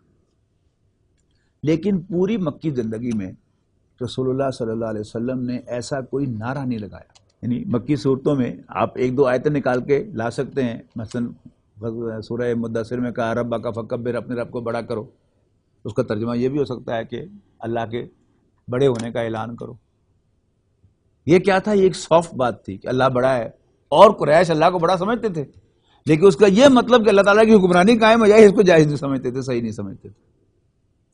اسی طرح ہم انشاءاللہ شام کی نشست میں پڑھیں گے سورہ شورا کی وہ آیات کہ جنہیں بہت واضح طور پر کہا گیا کہ رسول اللہ صلی اللہ علیہ وسلم کو اقامت دین کا حکم ہوا اور کہا گیا کہ اعلان کرو اس بات کا کہ امرت لأعدل بینکم، مجھے حکم ملا ہے کہ میں تمہارے مابین عدل کروں. لیکن یہ آیت نازل ہوئی، اس کے باقاعدہ کوئی نعرے رسول اللہ صلی اللہ علیہ وسلم نے لگائے، یعنی حضور صلی اللہ علیہ وسلم اور صحابہ کرام کو یعنی ایک پیغام دے دیا گیا کہ آپ کا الٹیمیٹ گول یہ ہے.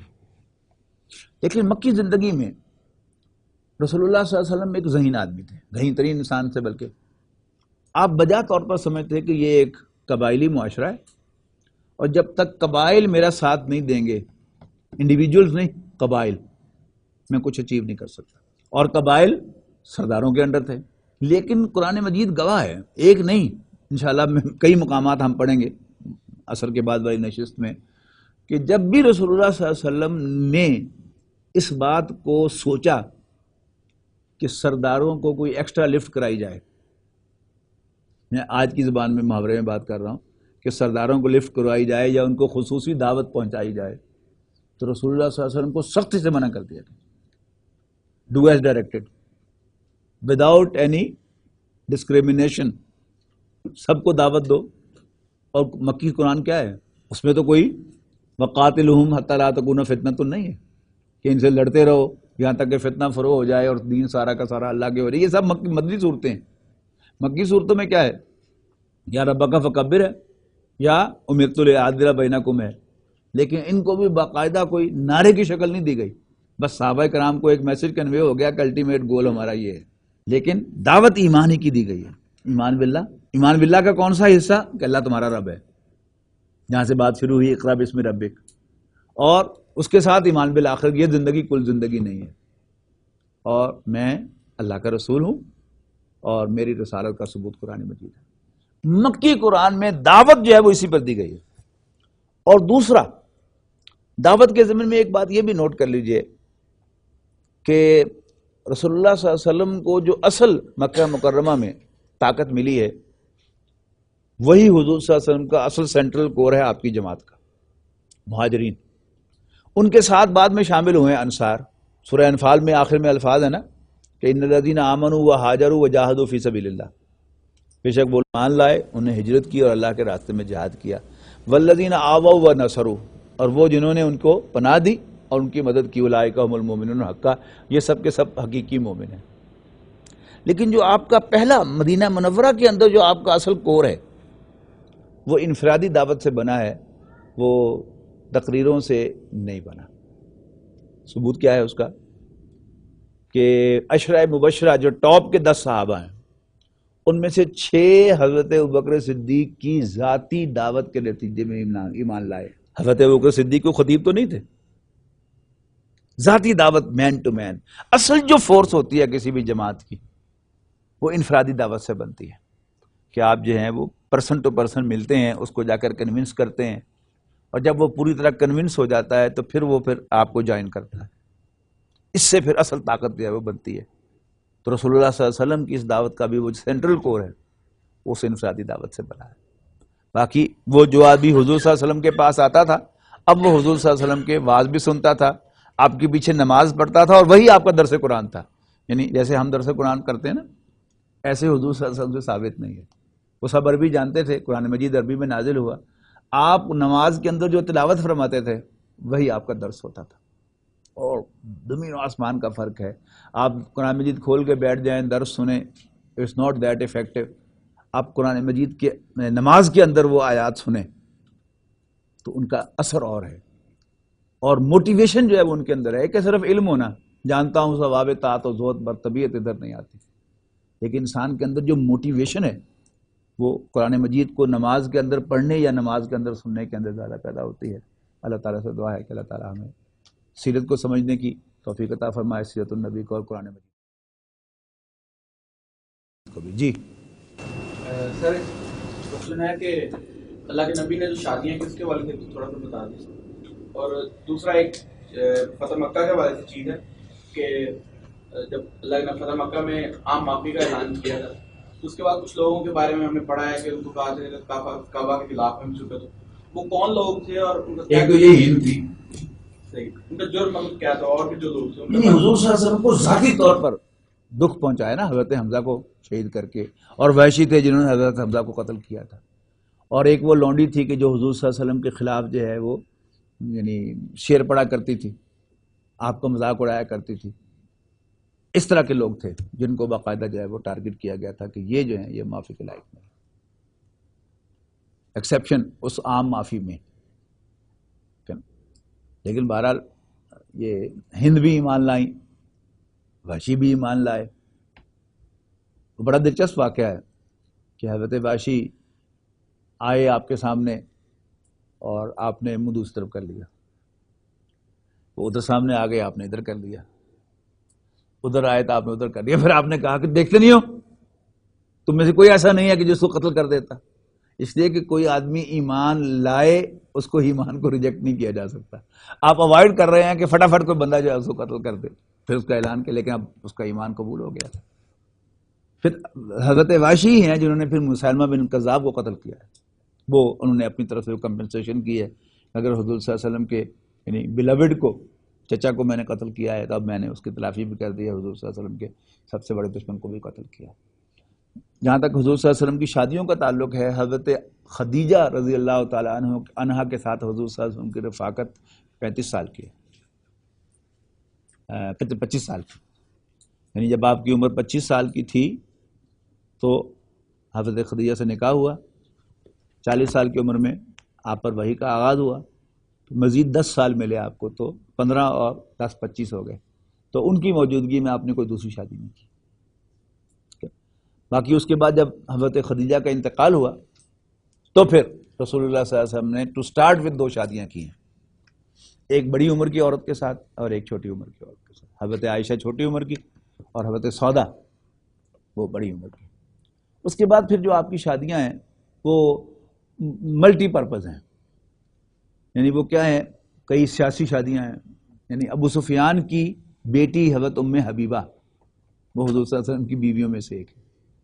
وہ کیا ہے کہ ان کا شوہر وہ گیا تھا ہجرت حبشہ کر کے، تو وہاں وہ کافر ہو گیا تھا دوبارہ، تو نکاح ٹوٹ گیا. اب ان کی تالیف قلب کی حضور صلی اللہ علیہ وسلم نے اپنے نکاح میں لے لی. 3 ایسی خواتین ہیں کہ جنہوں نے رسول اللہ صلی اللہ علیہ وسلم سے تقاضا کیا کہ ہمیں صرف آپ زوجیت کا شرف دے دیں، ہم آپ سے کوئی تقاضا نہیں کریں گے. آپ نے ان کی درخواست قبول کر لی، لیکن پھر ان کے حقوق پورے ادا کیے، برابری پہ لا کے رکھا. اور 3 جو ہیں وہ لونڈیاں ہیں جن کو حضور صلی اللہ علیہ وسلم نے اسلام پیش کیا اور انہوں نے اسلام قبول کر لیا. پھر آپ نے ان کو آزاد کر دیا. آزاد کر کے پھر ان سے یعنی پرپوز کیا ان کو، انہوں نے ہاں کی، اس لیے کہ لونڈی جو ہے اس کے ساتھ نکاح نہیں ہوتا، اس لیے کہ وہ تو ہے ہی مجبور، وہ نو کر ہی نہیں سکتی. پھر آزاد کر کے پھر ان کی نکاح کیا ان کے ساتھ. تو یہ ہے. پھر ایک جو ہیں حضرت ماریہ قبطیہ رضی اللہ تعالیٰ عنہ، اس لیے کہ حضور صلی اللہ علیہ وسلم کو اللہ تعالیٰ نے سورہ احزاب میں یہ دونوں احکام آئے کہ عام مردوں کو، مسلمانوں کو 4 بیویوں کی اجازت تھی، حضور صلی اللہ علیہ وسلم کو کہا کہ آپ زیادہ بھی کر سکتے. پھر ایک سٹیج پر جا کر کٹ لگا دیا، اب نو مور، ایون آپ ریپلیس بھی نہیں کر سکتے. عام مردوں کو تو اجازت ہے نا 4 بیویوں کی، تو وہ ایسا کر سکتے ہیں ایک کو طلاق دے دیں پھر ایک نئی لے آئیں. حضور صلی اللہ علیہ وسلم کو اس کی بھی اجازت نہیں تھی، خاص معاملہ. اس کے بعد پھر حضرت ماریہ جب گفٹ دی گئی ہیں حضور صلی اللہ علیہ وسلم کو، یعنی مقوقس شاہ مصر کی یہ بیٹی تھی، تو پھر حضور صلی اللہ علیہ وسلم نے ان کو اسی سٹیٹس میں رکھا ہے، اس لیے کہ اب اور شادی کی آپ کو اجازت نہیں تھی. اور حضرت ماریہ کا سٹیٹس ایسا تھا کہ ایک بادشاہ کی بیٹی ہیں، تو ان کی ایک اعزاز بھی یہی ہے کہ وہ آپ ہی کے حرم میں رہیں، تو ان کو اس طرح سے کیا.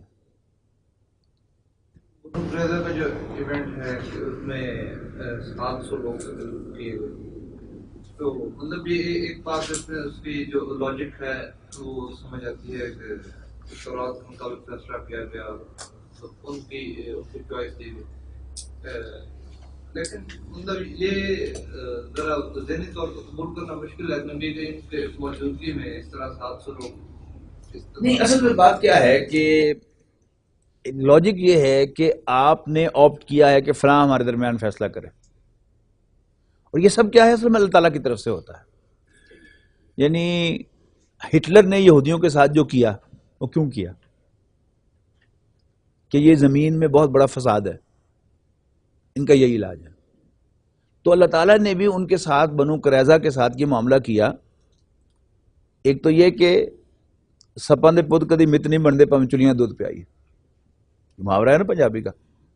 تو یہودی جو ہے یہ ایک ایسی نسل ہے کہ جو آپ کو ہمیشہ ڈنگ مارے گی.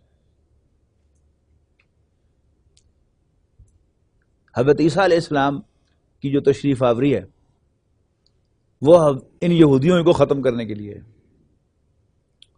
کہ اللہ تعالیٰ کا قاعدہ یہ ہے کہ جب بھی اللہ تعالیٰ کسی قوم یا کسی شخص کی طرف کسی کو رسول بنا کر بھیجتا ہے تو ہی اسٹینڈز بائی ہم. اگر قوم اس کو ریجیکٹ کرتی ہے بلکہ اس کی قتل کے درپے ہوتی ہے تو اللہ تعالیٰ قوم کو غرق کرتا ہے، یا جیسے فرعون کو غرق کیا اور موسیٰ علیہ السلام کو بچایا، اپنے پیغمبر کو بچاتا ہے. حضرت عیسیٰ علیہ السلام کے سلسلے میں یعنی خاص معاملہ یہ ہوا کہ یہودیوں نے حضرت عیسیٰ علیہ السلام کو قتل کرنے کا فیصلہ کیا، تو اللہ تعالیٰ نے ان کے خلاف ججمنٹ ریزرو کر دی اور عیسیٰ علیہ السلام کو اٹھا لیا. اب حضرت عیسیٰ علیہ السلام کو اللہ تعالیٰ دوبارہ زمین پر لائے گا اور ان کی موجودگی میں ان کی ایکسٹرمینیشن ہوگی. بندوبست کیا ہے کہ یہودی قوم جو ہے یہ بڑی سازشی قوم ہے، اور جرمنی میں انہوں نے یہی کیا تھا کہ ساری معیشت کے اوپر کنٹرول حاصل کر لیا تھا، اور اب بھی پوری دنیا میں سود کے ذریعے سے ملائی کون کھا رہا ہے؟ یہودی.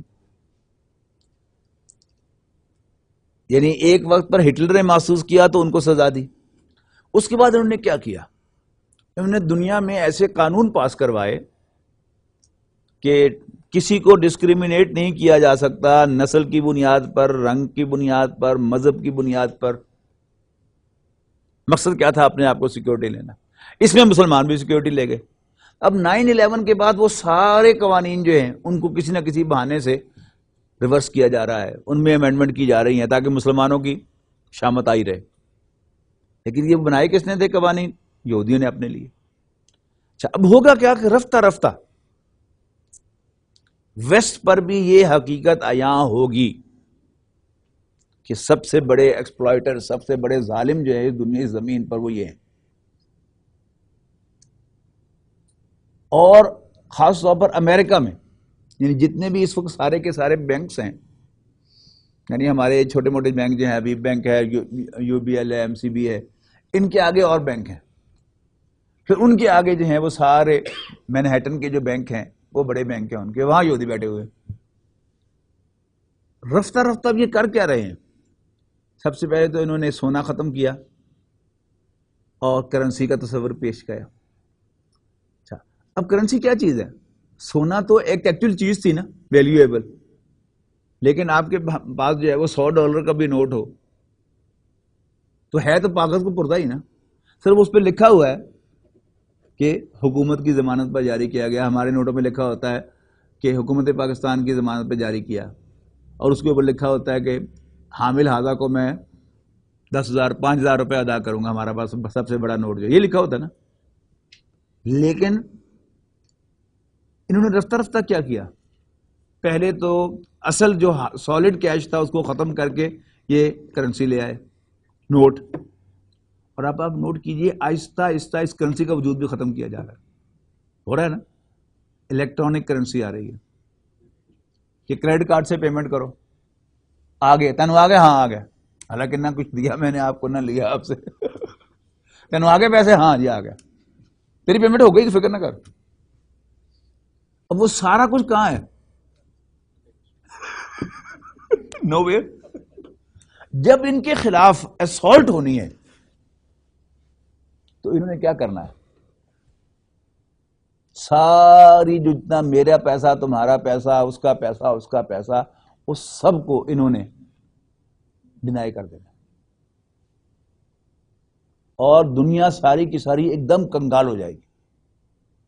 اس لیے کہ پاس تو کسی کے کچھ بھی نہیں, ایک فگر ہی ہے نا جو میرے پاس. میرا موبائل فون بتا رہا ہوگا کہ جی میرے بینک میں 2 لاکھ روپے ہیں, آپ کا بینک بتا رہا ہوگا, آپ کا موبائل فون کا آپ کے 50,000 روپے ہیں. لیکن وہ کہاں ہے 50,000 روپے؟ تو یہ ہے جو فساد اس وقت دنیا میں یہود نے مچایا ہوا ہے, اور کب اس کے اثرات ظاہر ہوں گے اور کب یہ ڈینائی کرے گا؟ جب بینک ڈینائی کر دے گا کہ میرے پاس نہیں ہے, جو لینا جس نے جو مرضی کرنا کر لو. اور ان دا مین ٹائم یہ بھاگ کے سارے آئیں گے فلسطین میں. یہ ساری بستیاں آباد ہو رہی ہوتی ہے نا, سمجھیں کہ یہ بستیوں کا چکر کیا ہے. ان کو پتا ہے کہ یہ وقت آئے گا کہ ہمیں ساری دنیا سے پھر نکالا جائے گا. اس کے لیے یہ فلسطین کے اسرائیل کے اندر وہ بستیاں قائم کر رہے ہیں اپنے رہنے کے لیے, کہ 1 ارب آبادی ہے ان کی. 1 ارب ہے نا شاید, نہیں کچھ کروڑ ہے کل آبادی. اس کے لیے انہوں نے وہاں پر بستیاں جانی ہیں. پھر وہی وقت ہوگا کہ جب ان کا المسیح الدجال جو ہے وہ ظاہر ہوگا. مسیح کہتے ہیں نا نجات دہندہ کو. تو ان کا ایک بہت بڑا لیڈر آئے گا کہ یہ جو سارا اس وقت سیناریو سیٹ ہو رہا ہے, شام کے اندر لڑائی, اور پھر یہ قطر اور سعودی عرب اور باقیوں کو لڑانے کی, یہ کیا ہے کہ جو پہلی 2 ورلڈ وار ہوئی ہیں ان میں ویسٹ جو ہے وہ میدان جنگ بنا ہے. اس دفعہ ان بدماشوں کی کوشش یہ ہے کہ ہمارا کچھ نہ نقصان ہو, مسلم ورلڈ جو ہے یہ اس کا میدان جنگ بنے, اور خاص طور پر گلف. اس کا سارا اس سیناریو تیار ہو رہا ہے. اس میں کیا ہوگا, ایک دفعہ مسلمانوں کی پٹائی کریں گے یہ بہت زیادہ, اور احادیث میں آتا ہے کہ 1000 میں سے 999 بندے قتل ہو جائیں گے. اور پھر ان کا ایک بڑا لیڈر ظاہر ہوگا جو اصفہان میں پیدا ہوا, اور وہ ان کا نجات دہندہ ہوگا. وہ مسیح کا ہونے کا دعویٰ کرے گا کہ وہ مسیح جس کا بائبل کے اندر ذکر ہے وہ میں ہوں. اس کے مقابلے میں پھر اللہ تعالیٰ حضرت مہدی کو نکالے گا.